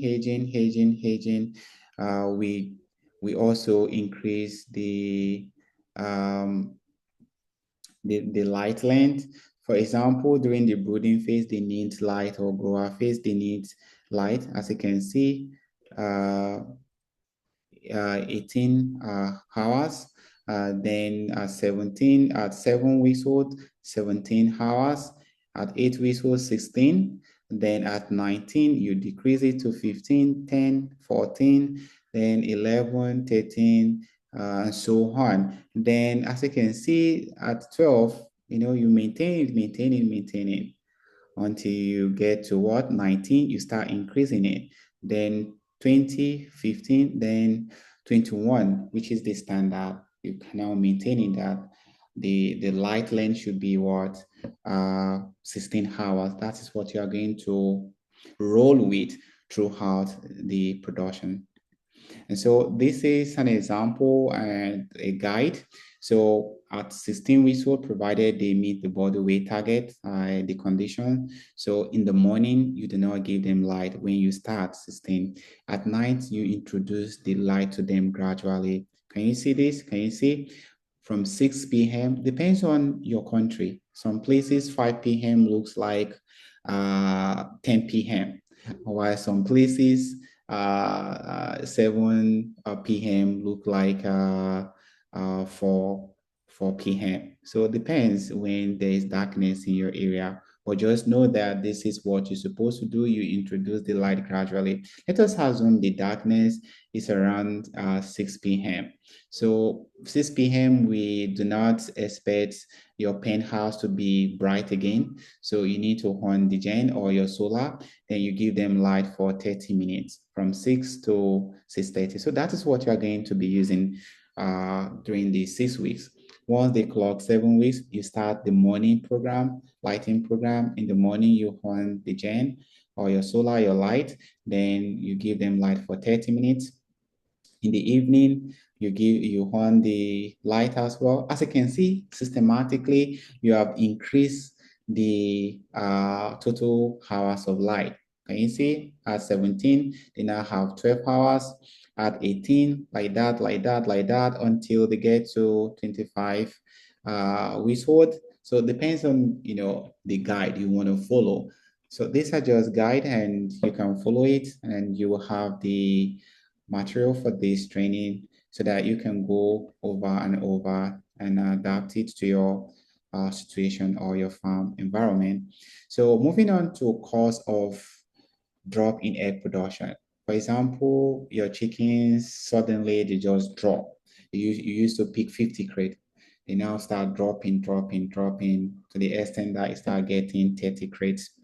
If it is not age, you want to really look at this. These are the things we troubleshoot. Is the feed quality reduced? Is there a disease or parasite infestation? If there is disease, of course, chicken that is sick will not produce optimally, so to affect the number of eggs they are laying.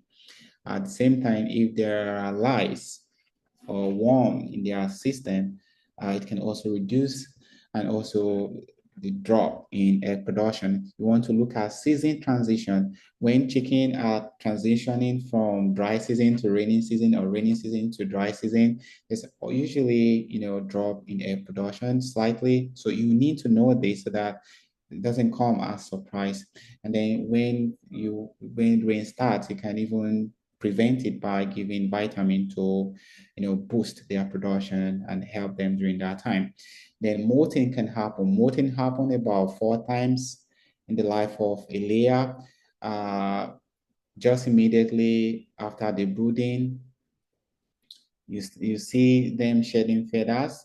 Then at around 8 again, around 8, they shed their feather. Around 12, they can shed their feather by molting. Then before they commence egg production, one of the signs you are going to see if your chickens are going to commence egg production, let's say a week from now or 2 weeks from now, is the shedding of their what is it called, feathers. You start seeing feathers everywhere, everywhere, everywhere.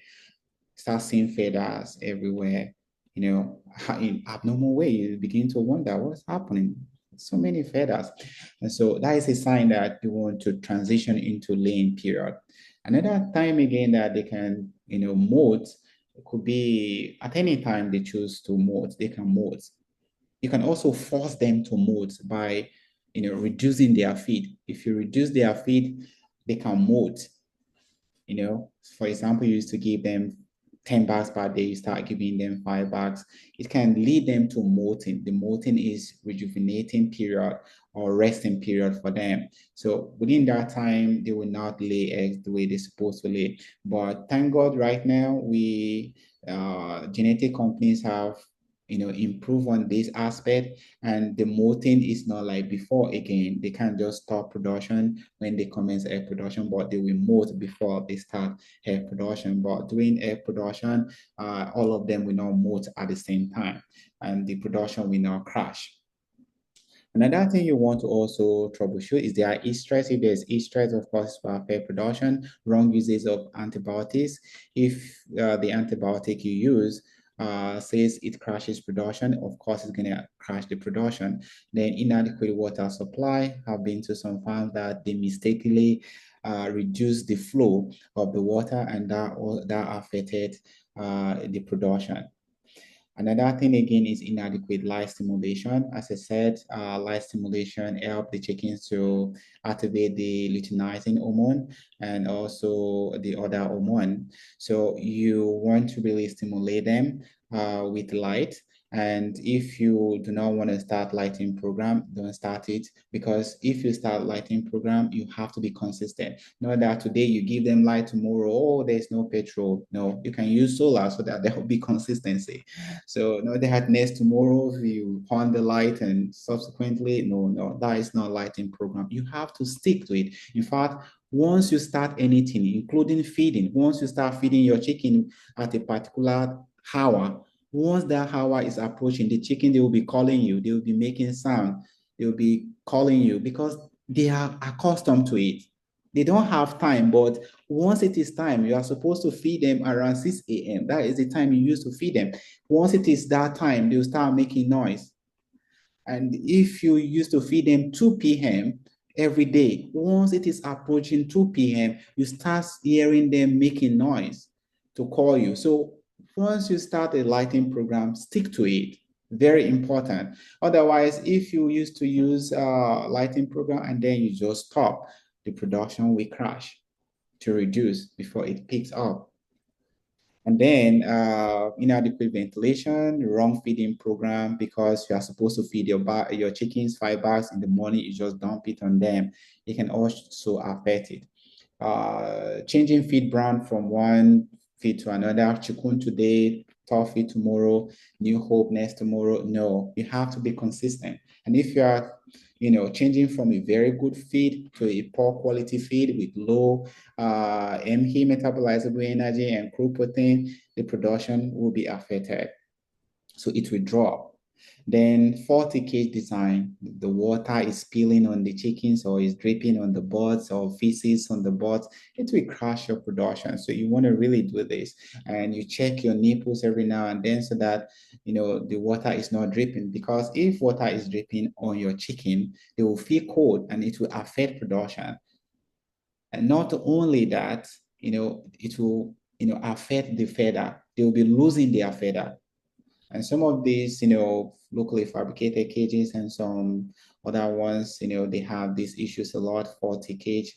So if you are fabricating locally, you need to give it to expert to do it. And then you need to also monitor the water and the nipple. Otherwise, it's going to lead to, production issue and even health issues. So moving on to tracing the causes is basically the opposite. So I'm not going to focus on this, but let's assume somebody told you that, oh, my production crashed. You need to ask the farmer this question. What is the age of the birds? If the birds are old, of course, you don't expect them to lay to give you the number of crates they used to give you during their prime. So, which is normal. Then you need to ask, do you use wrong antibiotics? Then feed, is there a feed? Is the feed okay? And is it available to all of them? And then has the feed or water consumption changed lately? Then did you change feed brand from one feed to another? You need to, then are there signs of diseases? Are there, lice on the, something crawling on the chickens and all of that? Are they due for Lasota and deworming? So these are the things we ask our customers and we ask people to troubleshoot. So how many times should I pick eggs per day? For deep litter housing system, I advise you pick 9 a.m., second peak, 2 p.m., third peak, 3 p.m., fourth peak, 5 p.m. Then for egg production, you can pick twice, pick 1 p.m. Before 1 p.m., they have laid whatever they're supposed to, like up to 80% or 90% of what they're supposed to give you. That is one good thing about layers. They don't waste your time. In the morning, they do the job for you. By 1 p.m., they are giving you up to 90% or 80% of what they're supposed to lay. Say, for example, they're supposed to lay 50 crates. Before 1 p.m., they will give you like 40 crates. Can you see? And so you can pick the eggs twice, 1 p.m. You don't want to go when they are laying so that you don't affect them, you don't disturb them. Their prime is usually in the morning when they are laying. So you don't want to be, disturb them when they are laying. So you allow them to be. So 1 p.m., you pick your eggs. The last one could be 4 or 5 p.m. After you pick, you record and everybody go, or you lock the pen house. Moving on to the eating losses, as you can see, wasting of feed, abnormal crack of egg. For example, your farm, you are having a lot of egg cracks every day. For example, you have 5,000 birds capacity farm or 1,000 birds capacity farm, and you are having about, let's say, 10 pieces of cracks every day, for example. Now, if you multiply 10 by 30, how many do you have? You have 300 pieces of eggs. Now, divided by 30 to know the number of crates, that is 10.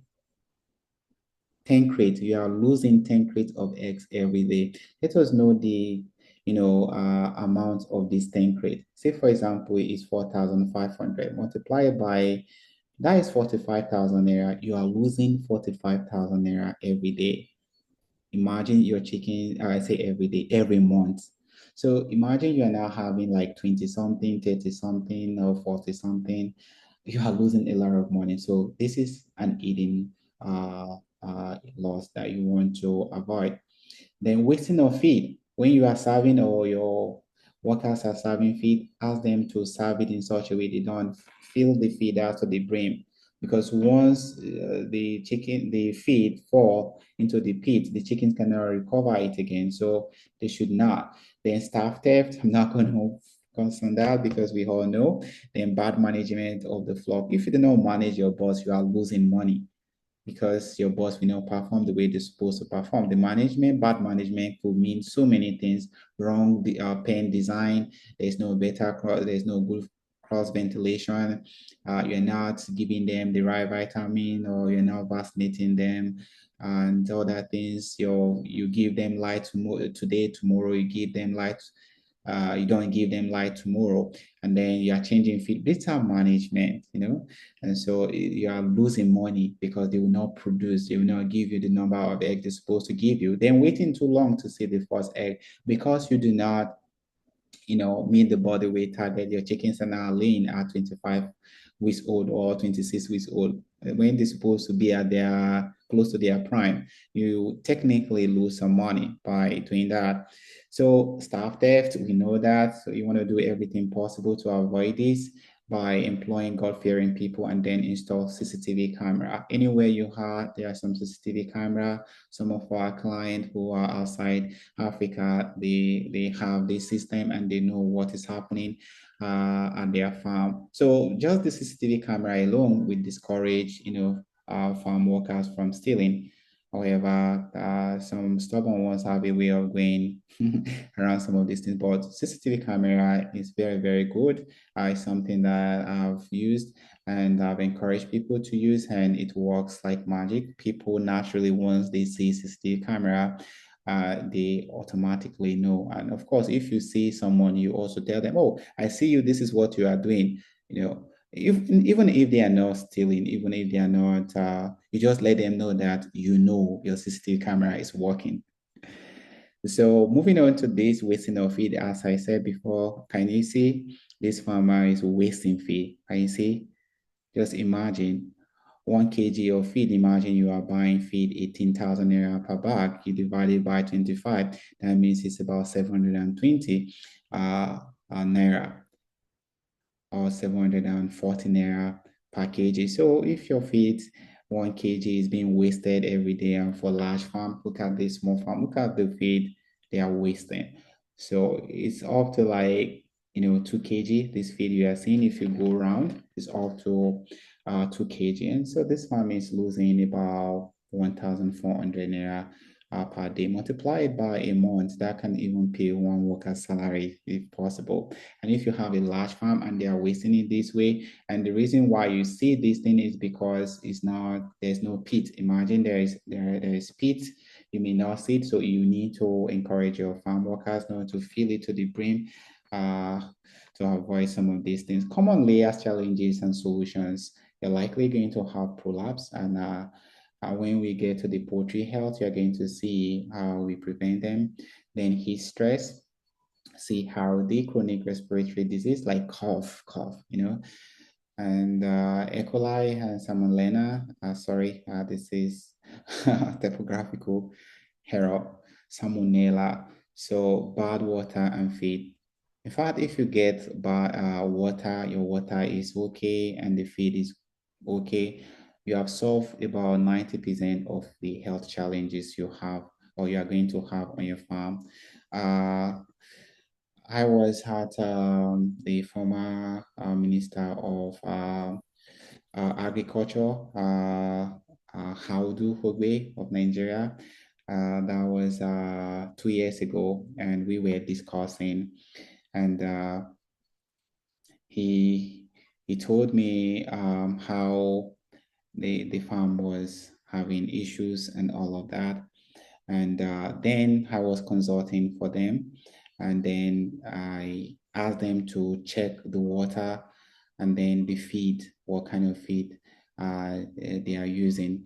And then they were milling their feed, but the PKC they were using was really has salmonella's issue. So, and they were now using toxin binder to neutralize. So I told them that they should check some of these things, that they should check the PKC, check this thing, the feed ingredient, and then had toxin binder. Then they were not, didn't know toxin binder, so I had to introduce them to the toxin binder to neutralize the feed. Then their water, they started adding polythene and then water purifier. Then later they set up a water purifier system to purify the water. And he was sharing this with me after a year that actually stopped the problem they were having then. And subsequently, they discovered that the major problem they were having was from the feed and the water. So feed and water is so important. So if you get it right, you're going to have an amazing result. The reason I put this feed is because commercial feed milling companies, they are not consistent in terms of quality. I can decide to reduce the feed quality and you will not know how I will sell to you. For example, if I do not have enough lysine, I can decide to put, instead of putting 1%, I can decide to put half of it, that is about 0.5%. Of that 1%, I'll just put half of it, and you will not know. I can decide to reduce the feed quality, and you will not know. Maybe there's one feed ingredient that has not arrived Nigeria yet, and I just want to produce because you don't want to hear that we are now producing or the company is not producing. So you can decide to reduce it. So inconsistent in feed quality it also leads to challenges in the poultry industry, especially in Africa. Now, heat stress. Heat stress is a big issue. We are going to have it because we are in the tropics. So heat stress can reduce the number of eggs your chicken is supposed to lay, their performance. It can reduce it. So this is how it happens. Chickens, they do not have sweating glands like other animals, like we humans. So the only way they, relieve themselves of heat is by, opening their mouth and then, their wings, So, and some of these, system is affected, their production and their well-being is affected by heat because they are sweating, inside. So it will reduce their performance. I told us before that chickens, especially layers, they are selfish. They have to be comfortable before they can, deliver what they're supposed to deliver. They have to hit the right quantity of feed and the right quality of feed before they can deliver. So you read this up because we don't have time. Then how do you manage the heat stress? Poultry house should be well designed to suit your location You can use fogger system. You can decide to install fogger. When there is heat, the fogger atomize water for you. It atomize the water like mist to just release mist. It's not water like mist. It atomize it. Then it will make it look as if there is a fog. So this will reduce the inner temperature and also help your chicken to regulate their body temperature. Then night feeding, you can switch to night feeding as I told us, and then you can use ice pack during the day. You place it inside the tank so that the water going into the nipple lines or the water you are serving is actually cold, just like humans. When you go under the sun, you want to take something that is cold. So that also applies to chickens as well. So that will help them and then avoid feeding in the afternoon. Then you need to have this temperature guide, the thermometer. The thermometer, as you can see, it gives you an idea of what is happening. This is the inner temperature. It has 2 sensors, and this is so cheap. We sell it at poultry care. Then it also tell you the relative humidity. Can you see the relative humidity? The RH is 31, kind of low. Then the temperature, the inner temperature is around 33.9. Then the outside temperature, the sensor sense it, and it tells you that the outside temperature, because there is shade, the shade actually reduce the temperature because you are inside, it's now 33.9, but the outside, the sensor sense it to be 36 point something. And remember, I told you that chickens, they produce or they perform optimally between 26.5 or 25.5 degrees Celsius. Let's say 27 degrees Celsius. Now it's now 33 points. So let's say 34. And it can be as high as 37 or even 40. So you want to do some of these things to reduce the effect of heat stress. So these are the things we do. This pen house was designed for our client by Poultry Care and was constructed by Poultry Care. We normally do 2 design rows to give us better cross ventilation, and then the height as well, we make it so high so that there will be better cross ventilation and the heat we disappear easily. Then we use aluminum sheets instead of asbestos. Over the years, we discovered that asbestos during the day, it makes the pen house to be cool, but at night it releases the heat inside the pen. However, the aluminum roofing sheet, as soon as it heats it, the sun heats it, it releases it immediately. But the asbestos during the day, it's make the pen house to be cool, but at night it's hot. So when we are designing, we use aluminum roofing sheets. You can use asbestos as well, but the best is using aluminum roofing sheet. Then your tank, you should have a shade. Don't expose it to direct sunlight. As you can see, this is an example of how you can make the water to be cold. If you do some of these things, it will reduce the effect of heat stress. Then you can actually have your pen design 2 rows this way and use high-rise pen. We reduce the effect of heat wave. The fogger system, as I said before, is super easy. It's super cheap to install just along the top of the cages. You can have about 4 that will just atomize.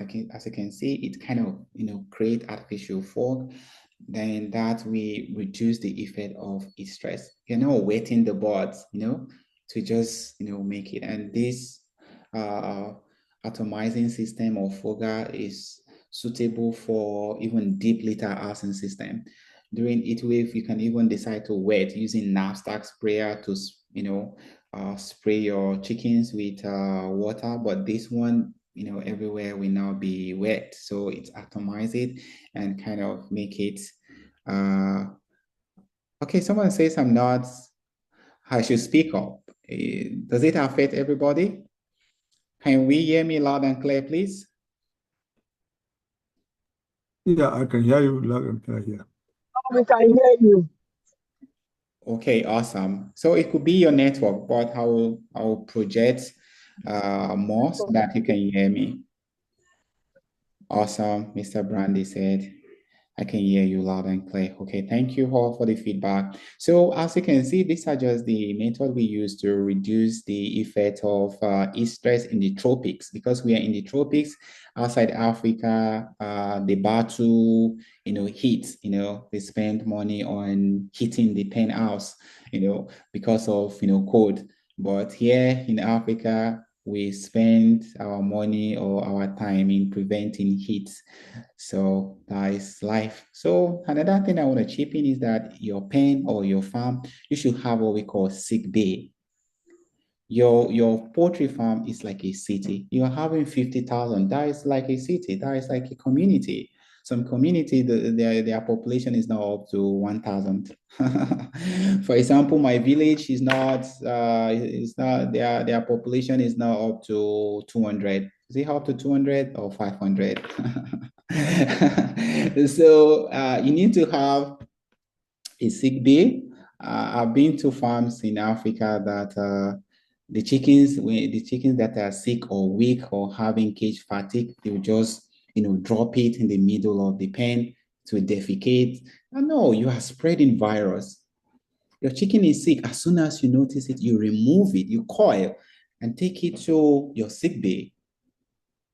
Not that you just drop it in one. No, you are spreading the virus, you are spreading the disease, and you're also attracting flies, and you make the place looks messy.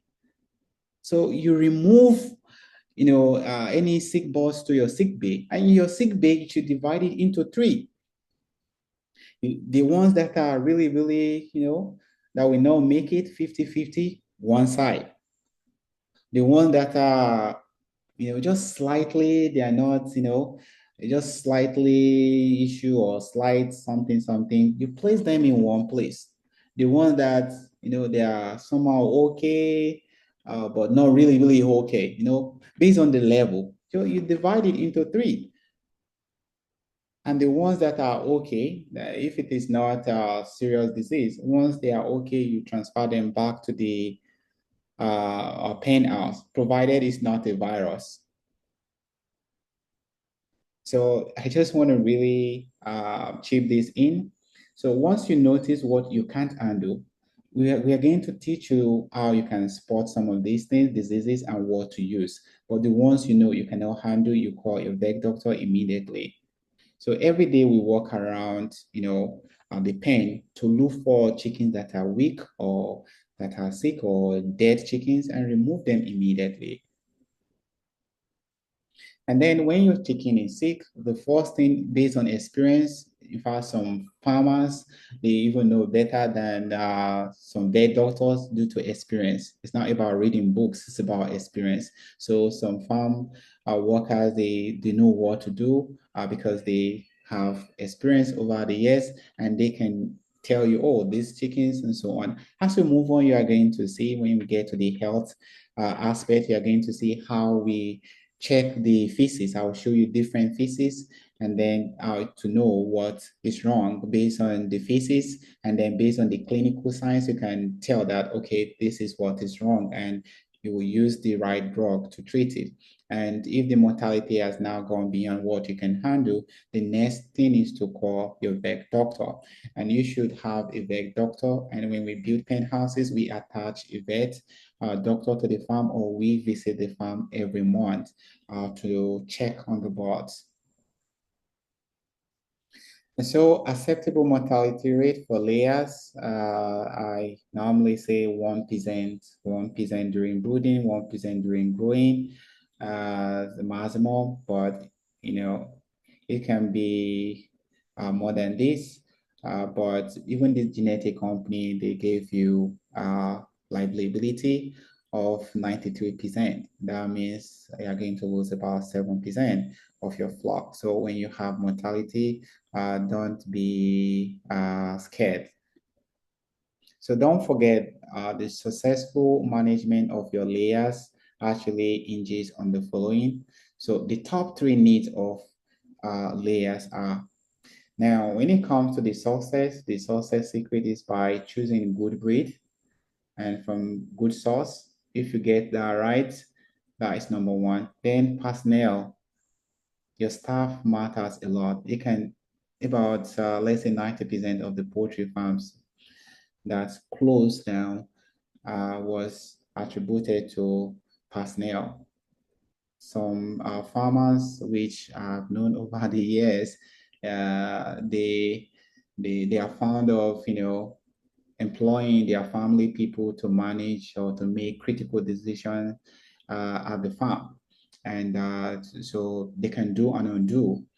And the family is a family something. So they believe that if they steal, my brother, my sister cannot imprison me. And so and I've noticed this over and over and over. And some of these personnel, farm staff, they have this mentality that you have money, you are a billionaire already. So if they are taking, some money from your farm every day or recording, for example, your boss are laying 50 crates per day, they can decide to be, recording 45 crates per day, or they can decide to record 49 crates per day. So every day you are losing one crate. So if you are losing one crate, for example, a staff is recording 49 instead of 50, and you are losing one crate is around 4,500. So 4,500 times 30, that is 135,000 naira. Then in a year, when you multiply it by 12, that's about 1,620,000. That is just for one crate. Imagine it happens to be 5 crates every day. If you multiply this amount by 5, that's about 8,100,000. And so personnel matters. Ensure you employ people you can easily sack, people that are also God-fearing. Don't employ your church members. If you're a pastor, you employ your church member or something that is not someone who is God-fearing.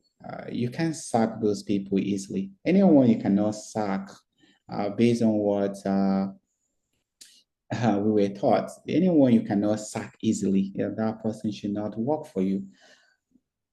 So because it's business is on its own. Because if the business collapse, if your farm collapse because of all these lapses, incompetence, of course, another thing I've noticed is incompetence. Because I know it's my brother or it's my family person or it's my village person. They just employ the person and the person just mess up the whole thing.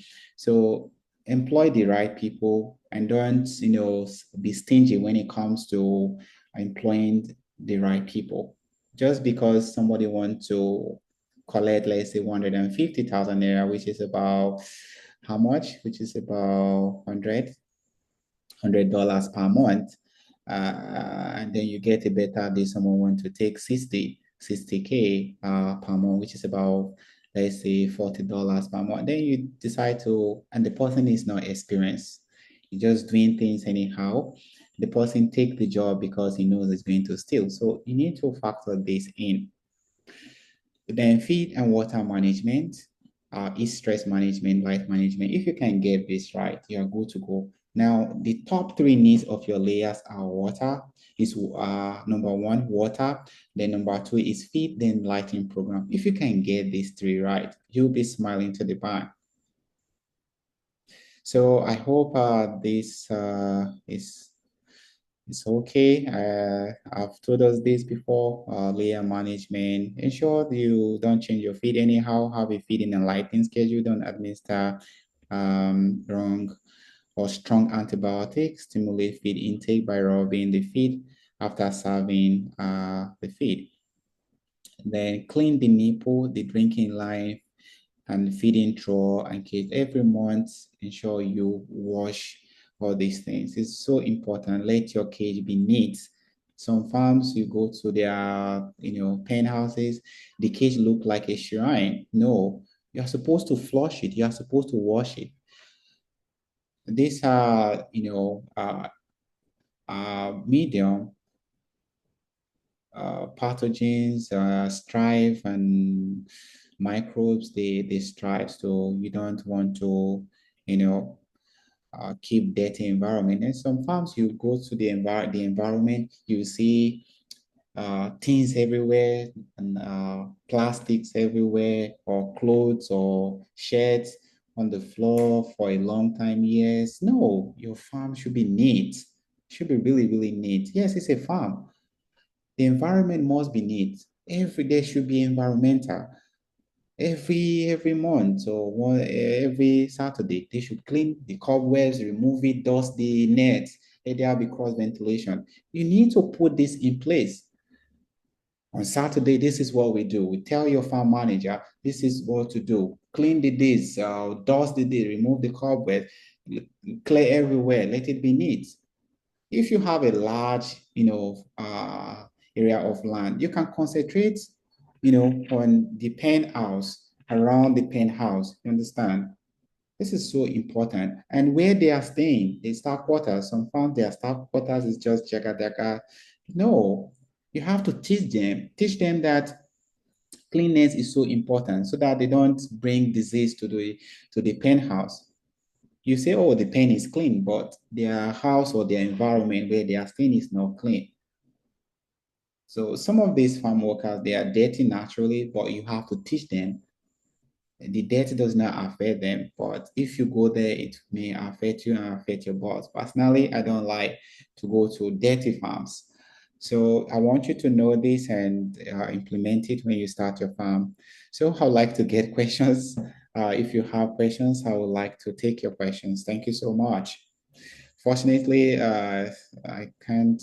Okay, let me quickly rush through broiler management. There's nothing much.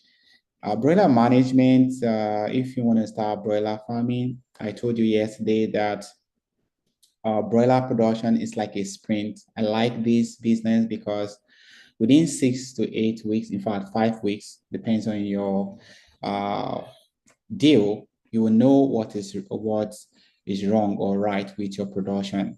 So you get your money back, you know your fate. So I like broiler farming.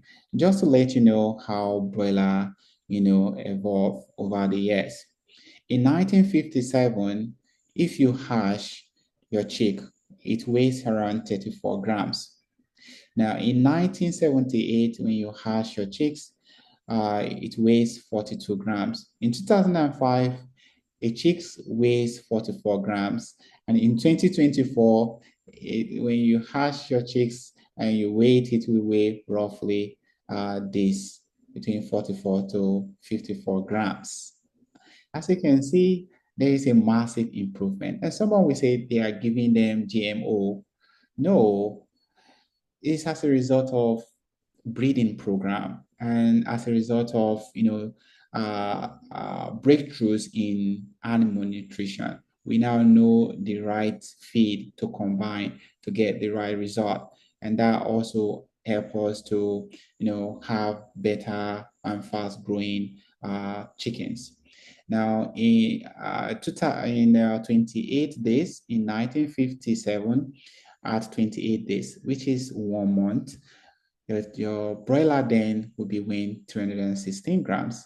In 1978, that actually doubled due to nutrition knowledge and breeding program breakthroughs. At 1 month in 1978, when you weigh a broiler, it will be weighing 632 grams. Look at 2005, that same broiler at 1 month, if you feed them well, it will weigh 1,396 grams. Now in 2024 rather, in 2024, when you weigh the same broiler, you feed them well, you do the needful quality feed and all of that, your broiler will weigh 1,904 grams. That is massive jump. And hopefully in coming years, we are going to be having faster, broilers that will grow really, really, really fast. So at 8 weeks, I want you to check. Are we following, please? I don't know if we are sleeping. Are we following, please? Yes, please. Yes, we're following. Yes, Yes, yes. Yeah. Yes, we're following. Awesome, awesome. Okay, so in 1957, at 8 weeks old, broiler weighs 905 grams. But look at 1978, at 8 weeks old, it will weigh 1,808 grams. In 2005, at 8 weeks old, it weighs 4,202 grams. Now, in 2024, it weighs at 8 weeks old, it will give you 4,953 grams.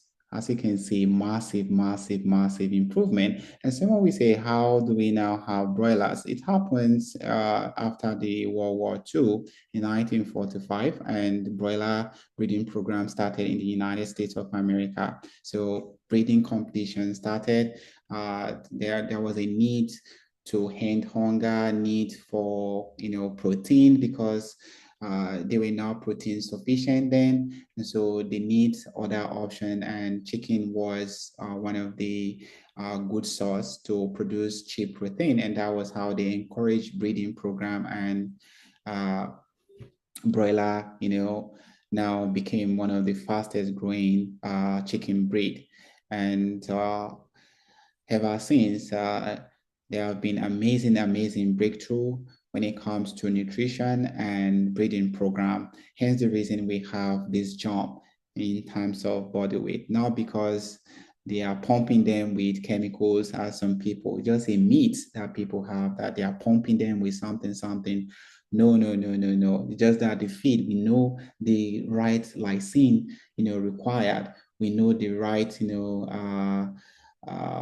energy maize to have. Unlike before, that we just try and error, and all of that. So there may be deficiency in one nutrient, but now we know how to balance the nutrient to get the best. We also know the right additive to have to boost their production. So with this, we now have better. Then the genetic engineering, we're now taking better breeds, and adding them together. Of course, when you do all of these things, you get better performance, just like car, that you have hybrid car. So just to, cancel that myth that people have. So if you are starting broiler production, the first thing you want to know, and I also want to chip in something, the mistake that people usually make, that I've discovered when they want to go into broiler production, is that they don't do marketing. They don't do marketing at all. So you need to know, that broilers are meat bots, and you also need to know that every second matters, or every day matters, every hour matters in the life of broiler, because they are fast-growing birds. And so broilers are meat bots, and you will sell them long before they reach their egg production age. And if you're interested in egg production, broiler are not what you're supposed to go into. Now, concerning the mistake I said I've noticed over the years, is that people going into production without actually knowing the body weight target, without knowing what the customers want, or without having, bankable buyers. You don't go into large scale broiler production without having bankable buyers. For example, you can just stock 1,000 broiler and then say, oh, once they are 6 weeks old, you are going to see buyers. Or no, no, no. They're not like layers that they produce eggs and you see buyers, begging you. When it comes to broilers, you need to do marketing first, How do you start? The first thing you need to do is that you need to decide on the farming type and the housing system. We have two types of option for broiler farming. There's what we call contract farmer. You can become a contract farmer. When it comes to contract farming, chicken processors, we provide you all the farming inputs, such as feed, vaccine, the chicks, and everything you need. However, you are going to have your own pen. You will have your own pen house. But people will supply you the egg processors. We give you the necessary things. The processor, rather, chicken processor, we provide you the necessary things, as I said earlier. And then the another option is independent farmer. This is the most common worldwide. You do your thing, you buy your feed, you use your money to do everything. And then when you want to sell, you sell at the rate you want to sell. Now, the contract farming is common in America and South America, in Europe as well, and in South Africa is also now common. Then in Nigeria, Hamo, they do it, and some farms, they also do it. We do it in terms of point-of-lay production and other ones, but this is not really common in Africa, the contract farming, and the profit margin is usually low.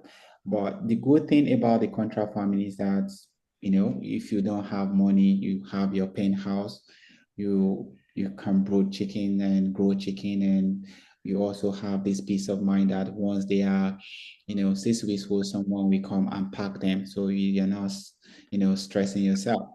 However, the profit margin is really, really low, especially in Africa, based on my experience, and it's not encouraging. Imagine you gaining just 100 naira per bird after the production cycle, or at times even 20 naira or 30 naira back then. So it's not that cool. But independent farming, you do your thing yourself, and you can set the profit margin. So the contract farming, you enter and sign MOU, and then the MOU is that, oh, I'm giving you this bots. I want you to achieve this body weight target, and I'm going to provide this for you. I want you to have this mortality rate, this range, and then if you can exceed this survival rate, then there's reward for it. So it's a kind of arrangement and contract that you sign. The advantage of contract farming, as I said before, is that it's relieve you of the startup costs buying the farming input. Another thing again is your job is to ensure that the birds grow and meet the body weight target, and someone will come and pack. And but the profit margin is slim. The independent farmers, you get everything done yourself, and you can decide to process your chicken, and then you can decide to sell at any amount you want. But contract farming, you set the price before you even start production. So the farming options you can choose, we already know this. I'm not going to waste my time. Free range system for broilers, as you can see. Then slaughter system, I'm not going to waste my time. This is it, need boards and so on. I explained before the broiler cage housing system, need boards. Your broilers will be neat. They also hard weight faster because they are not growing and they are not walking around rather. And a better feed conversion ratio. Waste removal is super easy. So this is just to show you the broiler cage housing, then deep litter housing, which is the most common. So you can decide to do the environmentally controlled housing system. The disadvantage is coccidiosis. You can read this up. And when we get to the health issues, you are going to see how we treat coccidiosis. And then this is just an example of deep litter housing system for Africa. As I said before, in Africa, we do the open-sided design. We don't build everywhere. Someone made that mistake, built the everywhere up because he saw poultry farm in America like that. So, he don't build poultry farm that way in Nigeria or in Africa, unless you want to do environmentally controlled housing system. You have light 247, more or less like using the HVAC system. But in Africa, we do the open-sided system so that there will be cross ventilation. Remember, in Africa, we are fighting, heat. Over there, they are fighting, cold, So you need to know the reason why we design our pen this way. This is open-sided.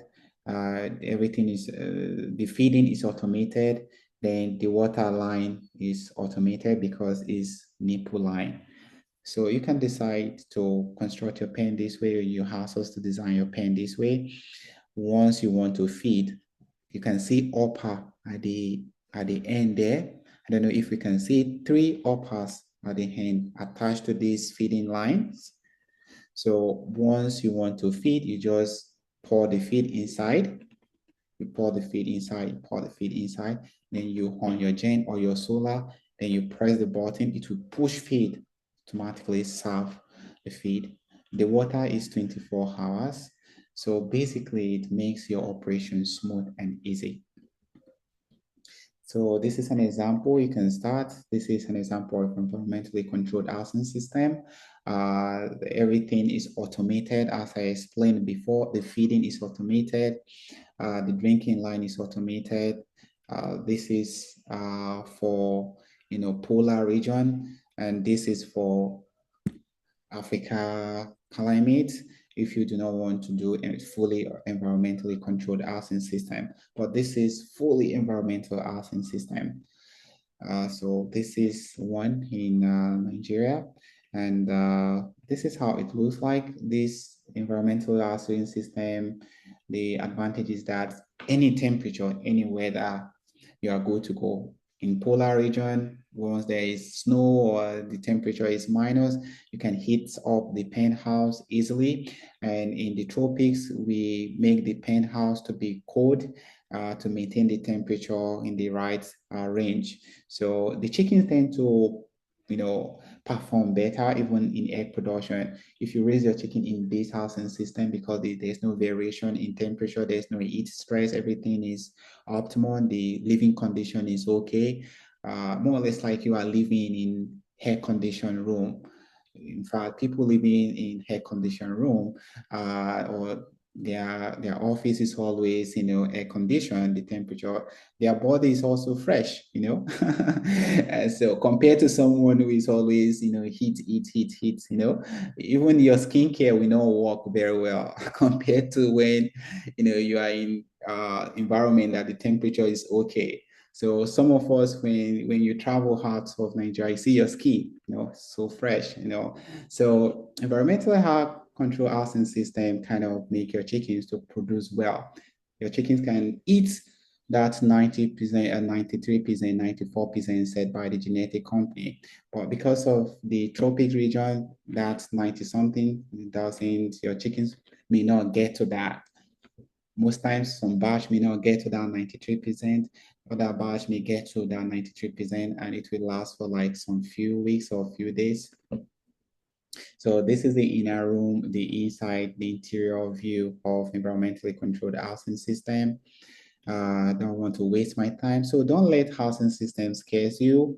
You don't need to start with all this fancy stuff. You can start really small and scale up. Just like this one here. I think this is the poultry care staff team on the left. This place is for shade during construction. So as you can see, you can even do something like this. You cover it with something to raise your chicken. The most important thing is to have shade.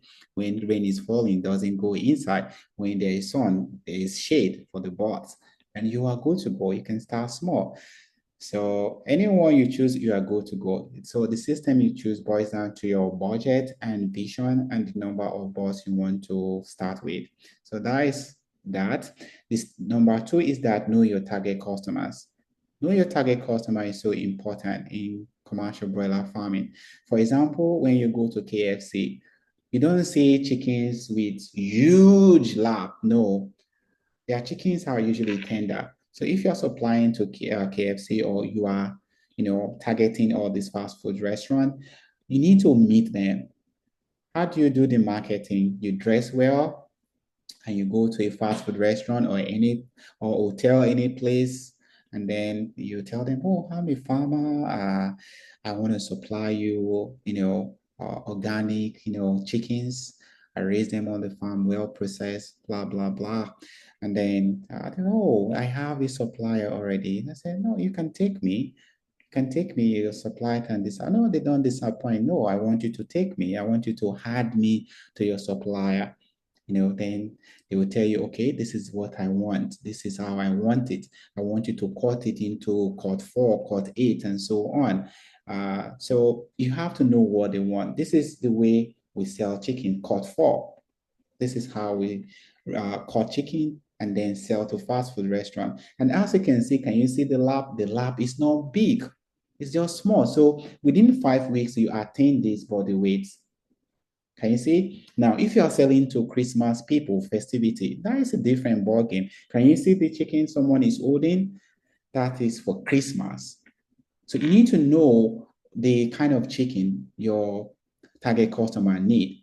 The reason why fast food restaurants, they don't want the chicken to be so big is because look at this chicken on this meal on the rice. It's small, so that it can take the pack. If you this kind of big stuff, no, it can't. It will be so big. And the skin as well will not be tender. The fast food restaurant, they want tender skin or tender meat so that they don't spend time boiling. Boiling also increase cost of production for them.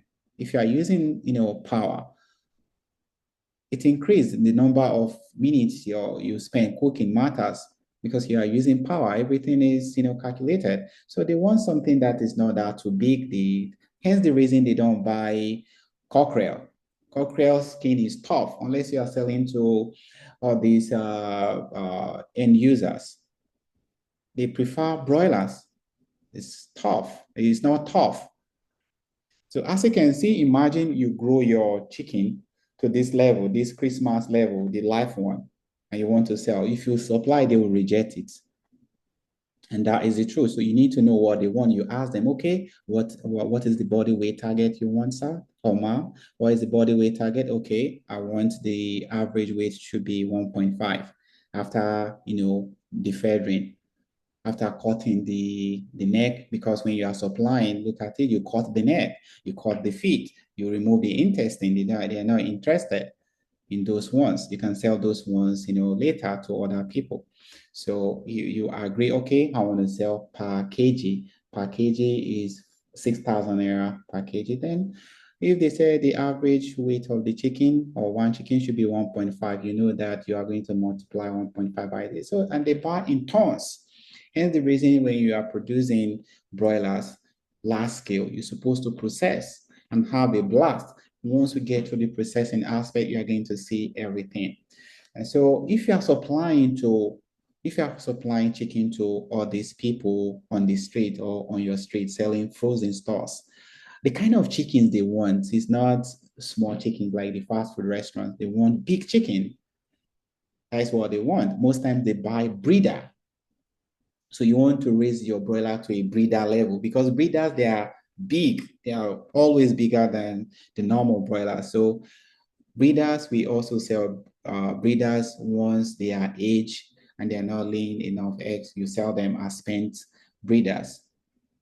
So you want to raise, if you are targeting all these frozen stores, of course, you can start your own, process this thing, and then have a van that you'll be supplying to all these frozen store people. They do for chickens. Supplier. You can also do your packaging in carton, just the way they used to import chickens back then. You package your stuff inside and sell. That is branding. Some people are packaging the stuff inside sack, 10 kg. No, your own, you can, create a niche or differentiate or branding. You put your own in carton.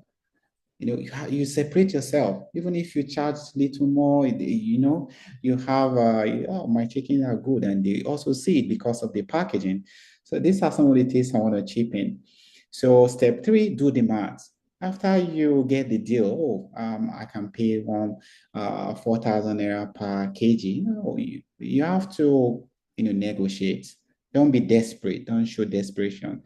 Then you use your marketing skill. You don't need to even do the marketing yourself. You can get professional marketer and give a deal to the marketer. Please, I want you to go to all these places on behalf of my farm, wear our this or wear our shirt, you customize it or whatever. The person can wear suit and go and do the marketing. Once you get it for me, this is your cut. I'm going to give you for each chicken or 1 kg you sell or you are able to get from me, you're going to get so. You don't need to even have a marketer on your payroll. Or you can do it in like, one stuff, one pay-off stuff. Just pay once and then you give the person and say, go to this place for me, get me customer, blah, blah, blah, and I'll pay you 100,000, I'll pay you 200,000. Simple. And then you get the contact of these people. So you don't need to do the marketing yourself. You can get a marketer or someone, a salesperson who will be distributing the eggs and also do the marketing. You can employ someone who know how to speak well, not speaking nonsense English. I know someone who can speak good English and know how to dress well. And you can also get beautiful ladies, young ladies, or mature ladies to approach people that command respect. There are some people that we say, oh, excuse me, I want to talk to you, that you even stop, even if you are busy. Why there are some people that when you are working, like, so, I'm sorry, I don't have time. So you need to factor that into your marketing strategy. You just want to chip that in. So after you agree on the price and everything, you need to do the math. Does it favor me? If I should supply this, does it make sense? You do your feeding costs and all. Does it make sense? If it does not make sense, then you get another deal. You go to another place to market or something. So you supply the people that favors you. You do business with people that want to pay you what you that will give you high profit. And there are some supermarket, they will not pay you immediately. I want you to know that. But they, buy at a high rate. They pay you at the end of the month or after 2 weeks. You need to factor that into your calculation, some kind of interest into it. Imagine you are getting fund to cover all for that so that you can keep your business running because you need cash flow. So supermarket and all these fast food frozen stores, they buy at a higher rate, but they don't pay immediately. But all these frozen stores, they pay you immediately. You see, so the way we sell to them is different from the way we sell to even eggs. The way we sell eggs to supermarket is not the way we sell eggs. So supermarket, they will not pay you immediately. And so you have to factor that in. You can even gain about 500 extra just by selling to supermarket, but they will not pay you immediately. So you need to factor that into your calculation. So once the store favors you, then you accept it and then go into production, or you look for another supplier. So finally go into production. In commercial broiler farming, you can't buy 2 weeks and say, or 3 weeks and say you want to continue from there. Let somebody know.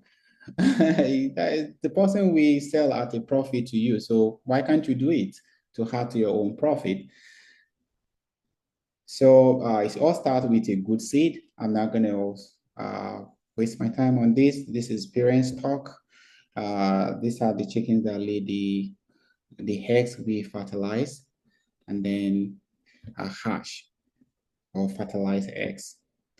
So these are the top 3 broiler breeds. Anywhere in the world you can get this breed, irrespective of your location. We have the Harbor Acre Plus, we have the Cup 500, we have Ross 308. Any country, they are there. This is just how Harbor Acre, I like Harbor Acre Plus for one thing. They have large breasts, easily available, and it happens to be cheaper than the rest. And these are the companies. If you're in Nigeria, in your country, you can ask. Yeah, it's common. It's a general something. It's common. So I like the COP 500. COP 500 grow faster than the Harbor Acre and the Ross 308. This is Ross 308. These are the companies that have the fertilized eggs, and they also hatch Ross 308. I like Ross 308. It has relatively good disease resistance in Nigeria because there is a high demand for the Ross 308. Of course, it commands higher price, so it's expensive than the rest in Nigeria simply because of the demand. Agrited, who has the license, the franchise, and then other few ones who have the license, they usually set the tune when it comes to the price. Most times, all the hatcheries in Nigeria, they wait for Agrited to set the price. For example, they don't set the price until Agrited set the price. Every hatching day, they set the price in the morning, and based on the demand and based on what is available, they can just decide that, oh, today I'm selling 1,000 naira.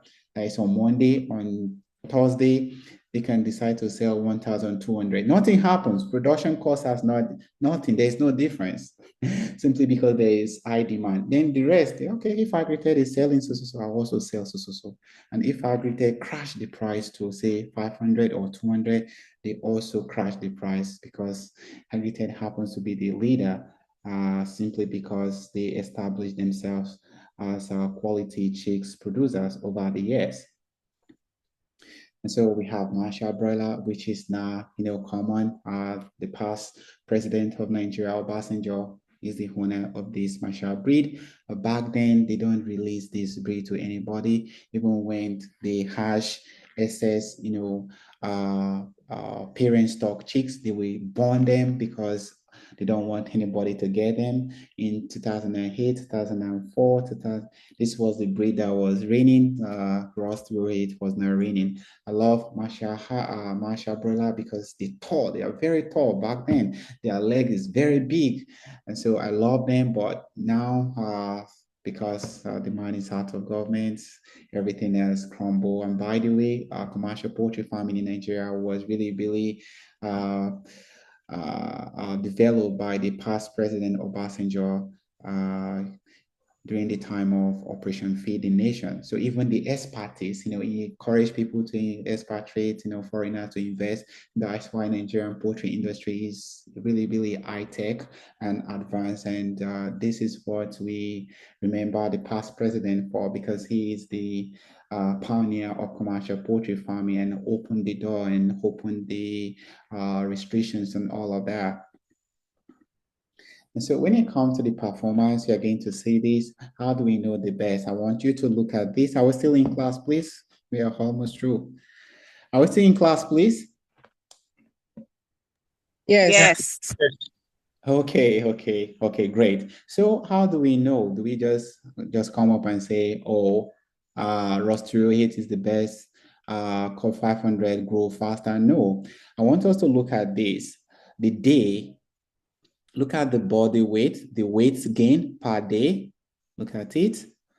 I want you to look at the average gain and the daily intake and the cumulative feed intake, then the FCR, feed conversion ratio. But we are going to look at the day and the daily intake, the daily feed intake, and the weight. Now look at Ross 308. At 28, if you can read this and you know how to read the body weight. At 28 days old, what is the body weight of Ross 308?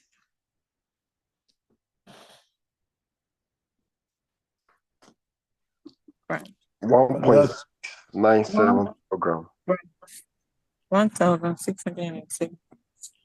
Thank you. We got it. So at 28 days old, if you meet the metabolizable energy, the crude protein, if you meet the crude protein metabolizable energy, you are using quality feed. This is the weight you are supposed to get.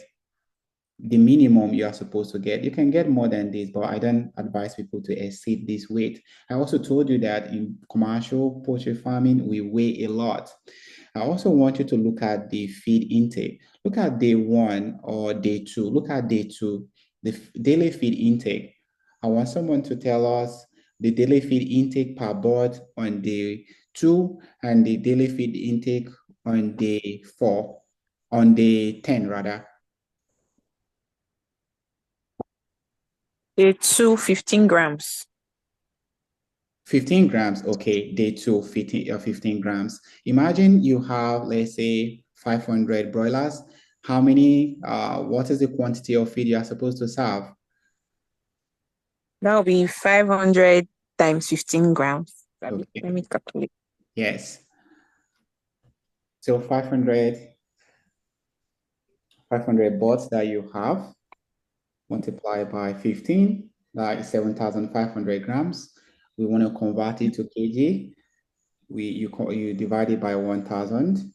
So you're going to have 7.5 kg. So what does that mean? You're going to be serving, you will serve 7.5 kg on day 2 to your birth. You do the calculation like that, like that. That is the way we carry out the calculation. Now on day 2, on day 10 rather, look at it on day 10. As they are aging, their daily feed intake also increase. I also want you to look at the daily gain, their body weight, the daily gain. You are starting with 44. I told you that the first thing you do when you unboss your chicks, you take the weight. You want to know the weight you are starting with. So day 0, which is when they are hatched or when you receive them, at the end of the day, say for example, you receive them in the morning, at the end of the day, say evening time, they're supposed to weigh hard weight. The weight they are adding will be what? One chicken, we had 18 grams. Now, as they are aging, as they are growing, the daily, weight they are adding will also be increasing. As you can see, at 28 days old, which is about a month, they will be adding a whopping 100 grams per day. So hence the reason broilers, they grow really fast. As you can see, it's not magic. They gain this weight gradually, every day. They are adding, and it will accumulate.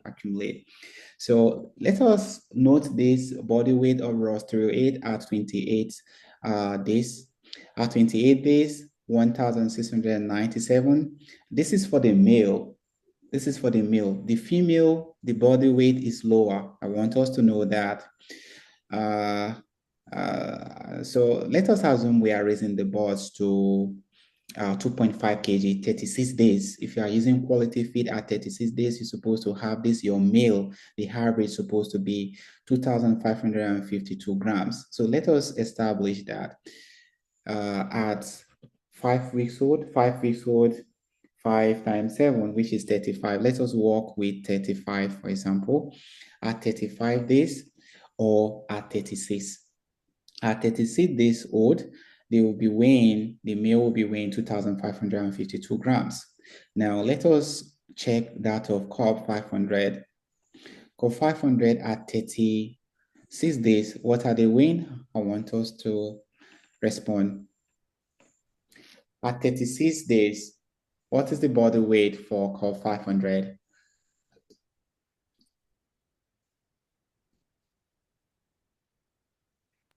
That's it will be 2,810 grams. Absolutely correct. So as you can see, that of Ross at 36 days, weighing 2,552, but Ross Cob 500 at 36, it weighs 2,810. Now let us look at 56, which is 8 weeks. At 8 weeks, the weight average was 4,953 grams. That is Cob 500. Let us look at that of Ross. At 56, they will weigh 4,714. So there's a difference. So in terms of body weight, which chicken grows fast or breed grows fast? Cob 500 grow fast. This is the way we know. And I've carried out the confirmation. Cob 500 slightly grow faster than Ross 308. Now let's look at Arbor Acre Plus. At 36, look at 36, Arbor Acre Plus weighs 2,542. So it's slightly lower. Remember that the roster rate at 36 will be weighing 2,550 something. This one is weighing 2,548 grams. At the same time, the same age, Cob 500, we weigh 2,800 and something. As you can see, there's a massive, more or less like 3 days gap in terms of body weight gain or growing. So Cob 500, they grow faster. And they also eat slightly more. Let us look at the daily feed intake. The daily feed intake for Ross, Arbor Acre Plus at 36, one chicken we consume 201 gram. Can you see 201 grams? Now let us look at that of Cob at 36. At 36 is 208 grams, just slightly, just minute. And the difference in weight is really, really more so high compared to the difference in the feed intake. So look at the feed intake at 36 for Ross 308 is 200. So the difference compared to core 500, 200 to, so just 800, just 8 grams. But in terms of weight, look at the weight gap, 810 to, can you see? So core 500 is the fastest. So that's how we know. I told us how you learned about brooding phase and the growing phase and our fattening phase. You also learned about it. There's nothing much. You just to do the right thing. Once you're through with brooding, discontinue the brooding, remove the eating and so on. Then remove the tarpaulin. Let there be cross ventilation. Broilers, they don't like it. Their body is fat, so they don't like it. Hence the reason they die really fast, especially when there is heat stress. The flock should be sorted after brooding. The feed should be changed to the right feed. Then how do you reduce heat stress? Sort the birds into 3. Install fans if there is heat stress. Do not exceed their standard body weight. You can slightly increase it if you can. Then growth weight, you also weigh the birds if they are not weighing the standard weight. That means that you need to increase the feed intake or you need to change your feed. That means the feed is not up to the quality to really help them to achieve the body weight standard set by the genetic company. Another secret I want to tell you is that sell the big ones first.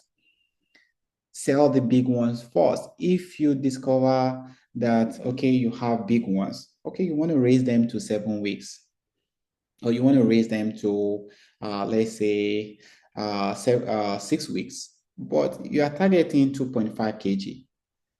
And just few, let's say 10% are weighing, they get to that 2.5 kg at 5 weeks. You don't need to wait.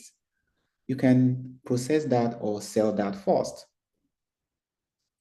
Now, if you don't, let's say you are keeping them to 8 weeks or even beyond, of course, we don't advise you keep your birds beyond 7 weeks. At 7 weeks old, they will be eating more, but the daily feed, the daily body weight gain will be so low. So commercial poultry farming, broiler production, we want to keep the birds around, we want to slaughter them around 5, 6, maximum 7, not 8. But if you decide to keep them up to 8, this is what's likely going to happen. Their disease resistance will be lower, and then they are going to experience what we call sudden death, sudden, death syndrome. So suddenly you're going to see the big ones. They are usually the ones that will die first because of the weight, because of heart failure, or because of organ failure. So you sell the big one first. Don't wait. Your deal is to, this also wait. And once those few ones wait, you process, or you call the chicken processor to come and buy the ones. You separate them and sell. And once those ones catch up, you sell.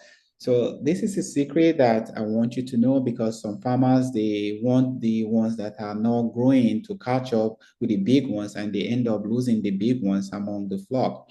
So you should partition your listing this way. So I think self-explanatory, as you can see, but some farmers, they don't do this, but it's a good poultry practice. As you can see, once you are through brooding, even brooding, you can decide to do it this way for easy management, also that the birds will not walk up and down. So you can use a brooding paper or brooding guard, which is like polymer or paper, something to, demarcate. So broiler management technique, I've told you, you can read this up. As you can see this farm is neat.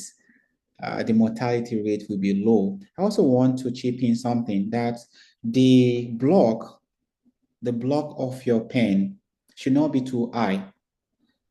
I've seen this mistake being made by farmers. They built the wall so high, like 5 blocks. No, it's not necessary. In fact, you need 1 or 2, maximum 2. What is the essence of the block? If you make it so high, it will block breeze, fresh air coming. And chickens, they like fresh air. In fact, you see them, they draw to the, side of the block. Why? Because they want to get more air. So you want a situation whereby the hair will get to the ground, will be touching them. But if it is so high, it won't. The hair will just come and pass through the top. And some will say, oh, for protection. You are not protecting anything. 1 coach or 2 coach is the best, because the one you are protecting, you're not protecting anything. That is why we are using chicken, nets. So from 2 coach, you can use chicken nets to cover everything, so that rat or snake will not enter. Even if you take the coaches up to 5 or something, if you do not have nets, birds can enter or anything can enter. So it doesn't make any sense. And you may have a point that, oh, so that water will not seep in. 2 coaches will not allow water to seep in. If water, maybe during rain, no, 2 coach will not.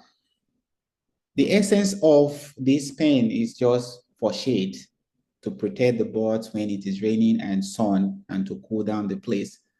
So the both side is not necessary. We only put it just to, prevent water from seeping inside. And someone will say, okay, when rain is falling, it will splash. When rain is falling and it is breezy, that's why we have tarpaulin, cotton. You release it to cover everywhere. Then after the rain, you can do what? Roll it back. So I want you to know that, because your chickens, you are preventing them from getting enough cross ventilation. Then the width of the pen should not be too large. For pen like this, should be 8 meters wide if you are raising your chickens on the floor, so that there will be better cross ventilation. If it is too large, the center will not get enough air. If it is too wide, I've seen some 20 meters wide, Your chicken house can be long as you want, even kilometers if you choose to. But the wideness, we usually restrict it to 12 meters. And in the tropic, I advise that you even restrict it to 7, 8 maximum. So this is what you are going to do. You are going to be checking. You walk around the pen house. You check the leg. You check the breast. You check. It's so important. So you read this up. So as you can see, these are the things you do. You check the feet. You can easily notice the breast should be unblemished with no blisters. And this blister, how does it happen? If you do not use enough wood shavings, your chickens, what is it called again? The breast. That is the breast. That is to say the chest. It will lose a lot of feathers, and it may have blisters. So if you use enough wood shavings, this will be minimized. So you check. So you check the eyes. Some of these diseases, they show sign before it spread. So if you can catch it early, it's always good. The typical diseases you're likely going to battle with, we don't even want this at all. So we prevent Newcastle disease by vaccinating the birds. We don't want them at all. Infectious bursar disease, which is Gumboro, we don't want them at all, so we vaccinate. Hence the reason we carry out 2 vaccinations, the first one, the second one, and you are good to go. Then infectious bronchitis, you can vaccinate them against it. Then coccidiosis, we don't vaccinate, but there's vaccine for it, but it's not necessary for broilers because the activation time is about, towards the end of when you want to sell them. So it's not really justifiable to carry out the vaccination. So you can, give them anticocci to prevent coccidiosis.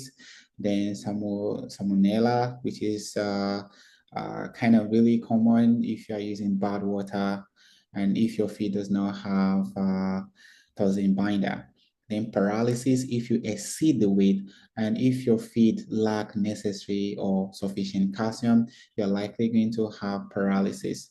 As we move on, or once we get to the health aspect, we are going to look at the problems and the solutions and the medication we use. If you do not do the right thing, you are going to have what we call runting and stunting syndrome, RSS.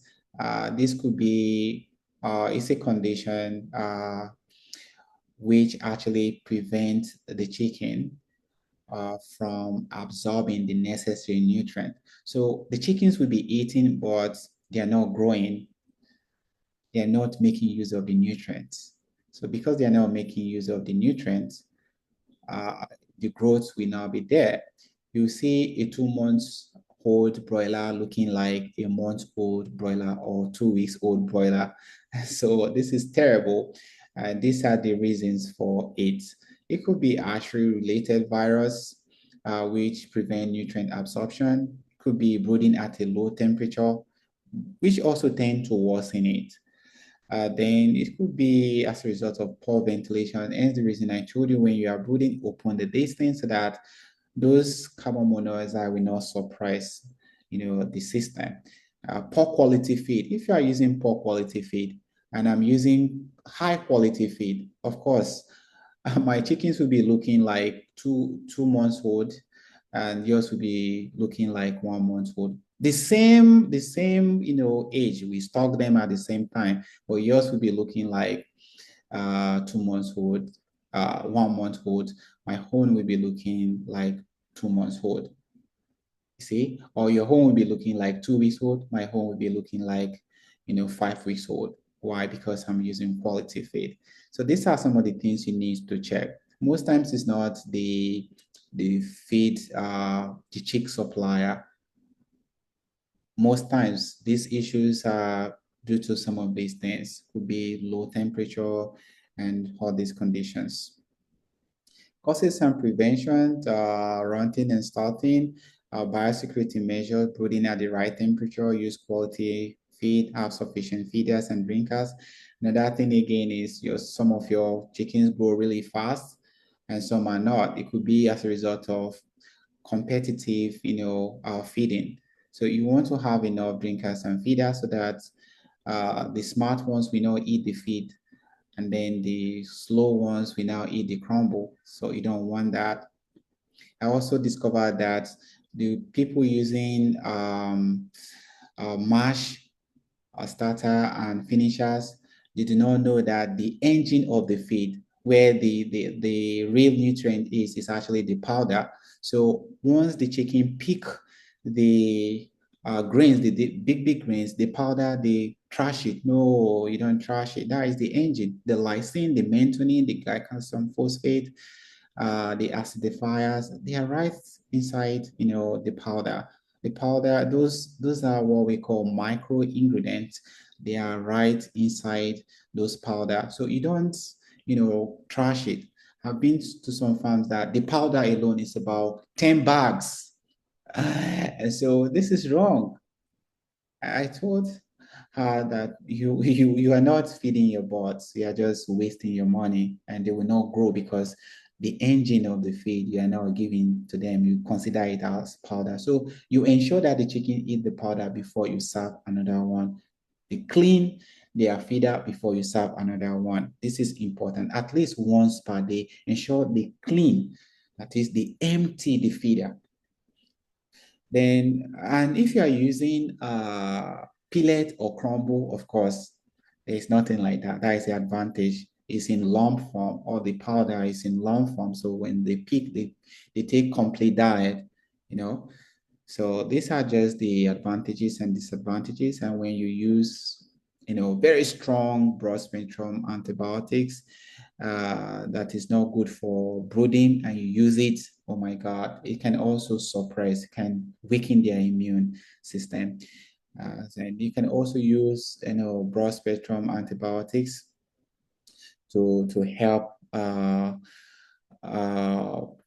to take care of the suppression, so that the system can extract the nutrient from the feed. and know that the chicken is creating the nutrient. So we are going to likely experience, sudden death syndrome. Heat stress is the cause. Your chickens are okay, fantastic, and so on. But in the morning, you see 10, 50, and they are okay. Coccidiosis is a silent killer as well. Hence the reason we give medication to prevent, even if we do not see it. As we move on, we are going to see it in the health aspect. Excessive weight can lead to organ failure. Then high ammonia level, you don't want that. Hence, I recommend you design your pen with the best cross ventilation method. Then install fans, especially once they get to after the brooding or they are getting fat and all of that. Avoid feeding during the day, add ice and so on. So these are the method. Then replace the litter when due so that the ammonia level can be reduced.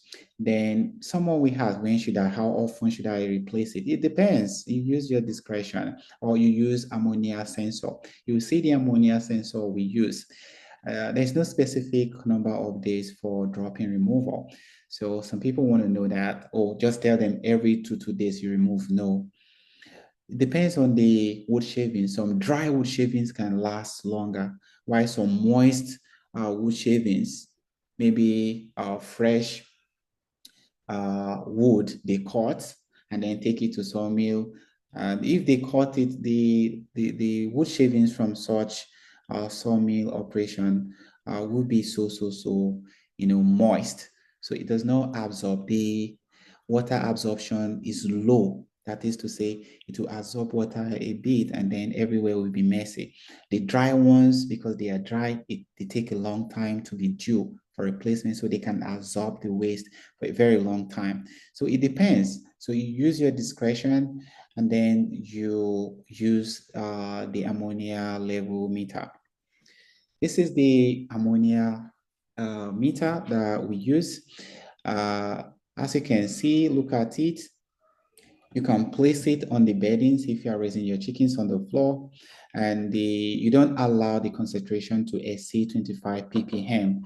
Even if you are raising your chickens in deep litter in a battery cage housing system rather, you can place this sensor on the floor or close to the last chicken.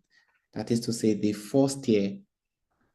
You place it there so that you monitor the ammonia level coming out. You can do this, like 3 times at night or towards the evening, in the morning and in the afternoon, just to know the average ammonia level.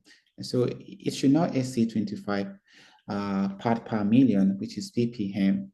Otherwise, it's going to affect the feed conversion ratio, and if body weight gain will be affected. It also weakens the immune system. It can also trigger fowl pox, especially for cage-reared pullets. It can trigger fowl pox. It can also trigger coryza ammonia level because it's entering their eyes.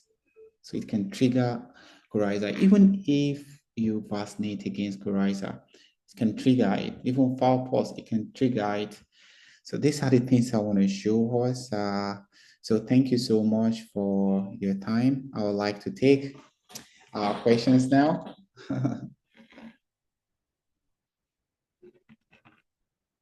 I would like to take questions now. I hope we are not sleeping.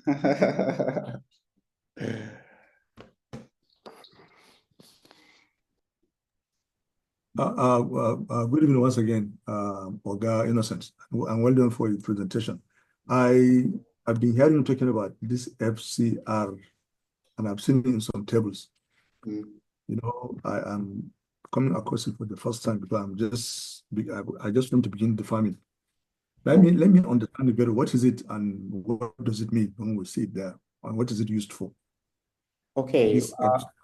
The feed conversion ratio is just a ratio that gives us an idea of how the chicken is converting the feed either to hard weight or to produce eggs. And it's just a ratio of, for example, if you serve feed let's say your chicken consume 200 grams per day. You divide it by the weight gain that day. For example, now, let's say your chicken, let me go there so that you can see what I'm saying. The feed conversion ratio for Ross 308. Let us look at this, the feed conversion ratio here. Can you see this? Yeah. At 10, let us work with 10. This 10 days hold. Can you see the feed conversion ratio? 0.85. No. Can you see it? So how it's 8.888 at 10 days. Sorry, what did you say? It is 0.888 at 10 days, the FCR. Yes, you are correct. You are correct. So can you see the feed conversion ratio there? That is 0.8888. So how do we get the value? It's simply the weight gain. You just divide, the feed you give the birds by the weight gain. So Okay. if you do that, it's going to give you an idea of how good. And the best is when it is less than 2.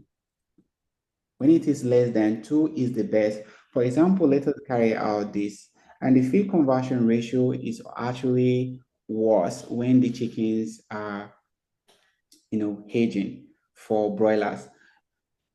Once they get to 7 weeks old, the feed conversion ratio will be higher. So you don't want the feed conversion ratio to be high.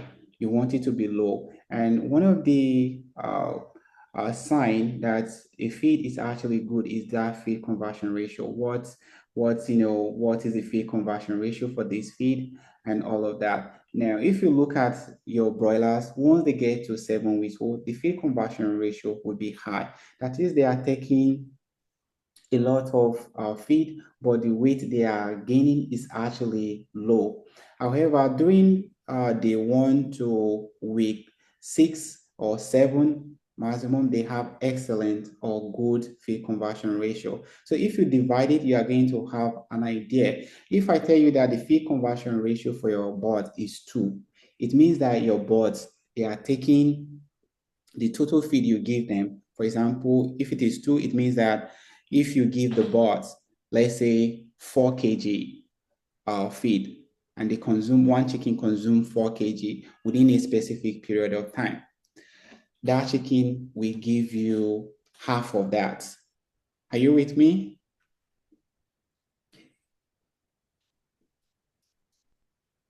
Are you with me, please? The line cut off, but I didn't follow. I didn't follow. Sorry, I didn't follow because the network is unstable now. Okay. Can you hear me now? Can you hear me? Yes, I can hear you now. Okay. Yes. So I said our broilers, the reason why in commercial broiler farming, we don't keep them longer than 7 weeks old or maximum 8 weeks old is because as they are aging, they consume more feed, but the weight they are gaining is low. So say, for example, if the feed conversion ratio is 2, what it means is that if you want your boss to weigh, let's say, to have a body weight of 2 kg, for example, you have to multiply that body weight you want to gain by 2. Are you with me? Yeah. You have to multiply that body weight by 2. So the feed conversion ratio tell us that, okay, this boss will consume 4 kg and it will give us a body weight of 2 kg. And if the feed conversion ratio is 1.5, it means that if you want to gain 2 kg live body weight, the number or the quantity of feed that chicken will consume to give you that 2 kg body weight is simply 1.5 multiplied by that 2, and that is 3. That is to say, the chicken will consume 3 kg of feed and then convert it to 2 kg of meat. Do you understand what I'm saying? Yes, I understand. Is it clear? So how do you Very clear. get the ratio? The ratio is simple. You just divide the cumulative feed intake within a given period by the cumulative weight. Can we do it now? Can you do one so that you can confirm what I'm saying? Okay, well, okay for the 9, Yes. the cumulative intake is 245 grams. Okay. And when you divide it by the cumulative weight, I don't know, but I can see the weight now. I just want to do it. Let me pick up my calculator. Okay. The 9 is 245 divided by 288. 288. Yeah, 0.850. Okay. So as you can see, it's actually 0.8506. So to the next distance, 851. Yeah, it's correct. Yes. So that is what we do when we want to know the feed conversion ratio. So we look at, okay, what is the quantity of feed we are serving the chicken cumulatively within a particular time, and then the body weight gain, what is the feed conversion ratio? Now, if you look at the feed conversion ratio between this day 1 to the 28, it's actually excellent. It's actually good. They are gaining well. Can you see? Look at 28. At 28, the average daily weight gain is what? 59. At day 28 is 59 grams. And look at the okay, it's 59 grams. That is the average. But let us look at the daily weight gain. Look at the daily weight gain. Daily weight gain is 100. It's 100. Now let us check the feed consumed. The feed consumed is 155. 155. Okay. Yes. 155. Daily, but the cumulative is it's off now. Yes, I want to show you something, the daily. Now let us look at 8 weeks. Let us look at 8 weeks. 8 weeks. That is 8 weeks. That's 56. At 8 weeks, 56. The daily weight gain is 100. Still 100, yes. Can you see? But the feed intake is 83. I said the feed intake. The feed intake is 258 grams. Yeah, exactly. 258 grams. What does that mean? And look at the what is it called? The feed conversion ratio, the last column. Can you see it down? 1.768. Yes. So look at this. At 28 days, the daily intake 155. The daily gain is 100 grams. Can you see? Yeah. And look at 8 weeks old. The daily gain is still 100. Can you see? Yes. And then look at the feed. The feed you are serving. It eats more feed and it's still not having the right weight. It's not adding weight. Exactly.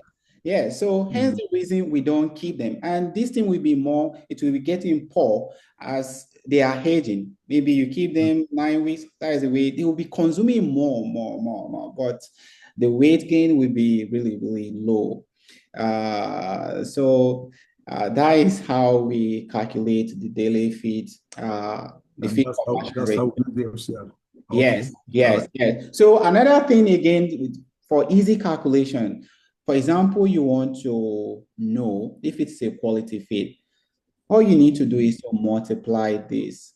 You want to gain let's say 2.5 kg, or let's say 3 kg. You want your boss to weigh 3 kg.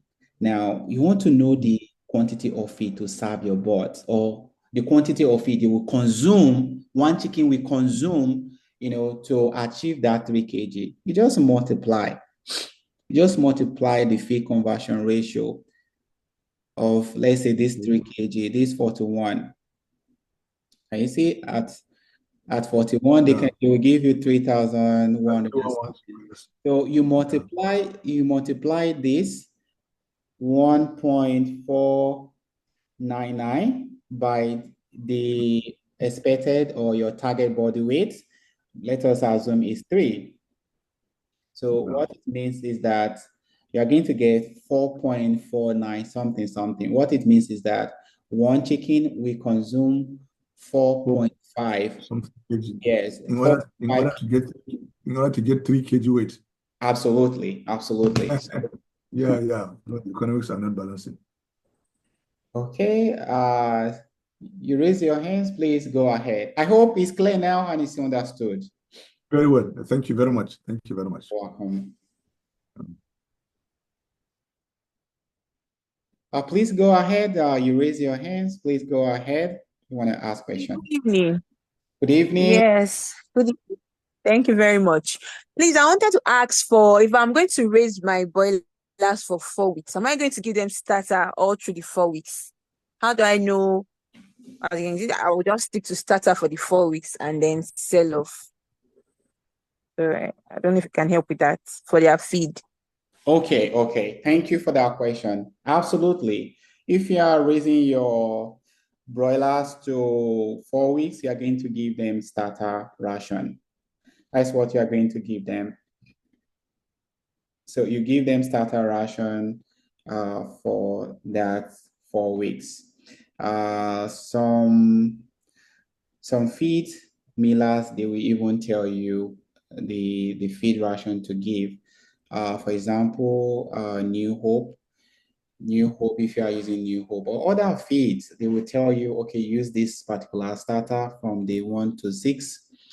Use after day 6, use this one to day 21. Then from day 21, you use another one. So you can follow the recommendation of the feed brand you are using. I hope it is clear. Okay, so there are different starters that will give them for the 4 weeks. Yes. Okay. Yes. So if you are buying, I don't know where it is. I think I include it here. I'll show you so that you have idea. Include it. Yeah. I didn't include it, so supposed to eat. I'm going to show you an example.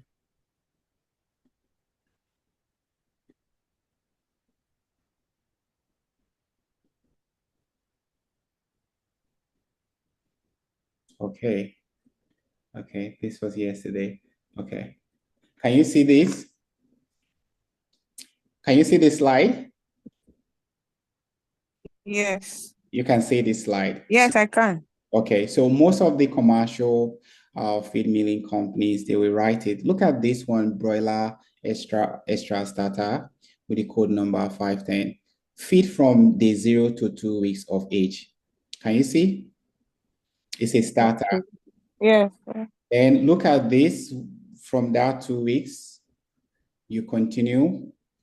Look at it from 3 to 4 weeks. Can you see this? This is the broiler starter pellet. Can you see? Yeah. So it is written Yes. on it. Yes, it is written on it. So this is what you are going to use. Then if you want to finish it up, then you can get the finisher if you want to go beyond 4 weeks. There are some feed brands that we just give you 2. You use the starter from day 0 to 21 days. And from 21 days, you use finisher. Some they will give you from day 0 to 4 weeks, 28. Then from 28, they will ask you to finish it with finisher. Yeah. Thank you very much. You're welcome. Okay, so I would like to get more questions. So if you have questions, I would like to take your questions right now. And you can always leave questions in the chat box if you do not remember any. So anytime you want to Anytime you have any question, you can always drop it in the chat box. So I would like to get your questions if you have any question.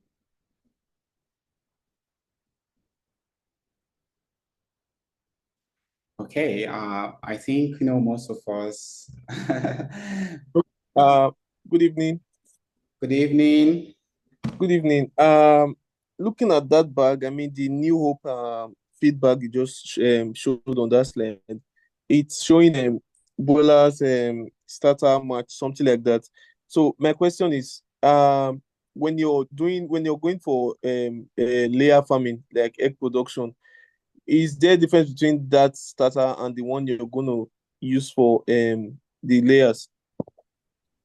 Thank you for that amazing question. Yes, yes. So the feed we use for pullets, we use the normal starter. We have two types of starter. We have the professional line and we have the commercial line. So for your pullet, they are supposed to be placed on what we call starter mash or starter crumble or chick crumble. However, we want them to grow fast, and because most of the commercial feed milling companies, they are now using or they're not producing chick mash again because everybody's using broiler ration for brooding of pullets. So instead of you getting the professional starter, you get the non-professional starter. So you use the starter throughout for them throughout the brooding period or for 6 weeks. I hope it's well understood. You use the non-professional one because they are not broilers.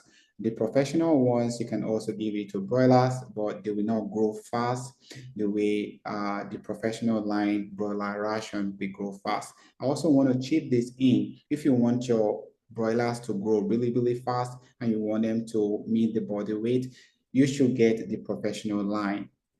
There are two types of feed. We have the professional line and we have the commercial line. The professional line is just superior in terms of quality, and then the commercial one is just the average. I hope it is clear. Yes. Thank you. Okay.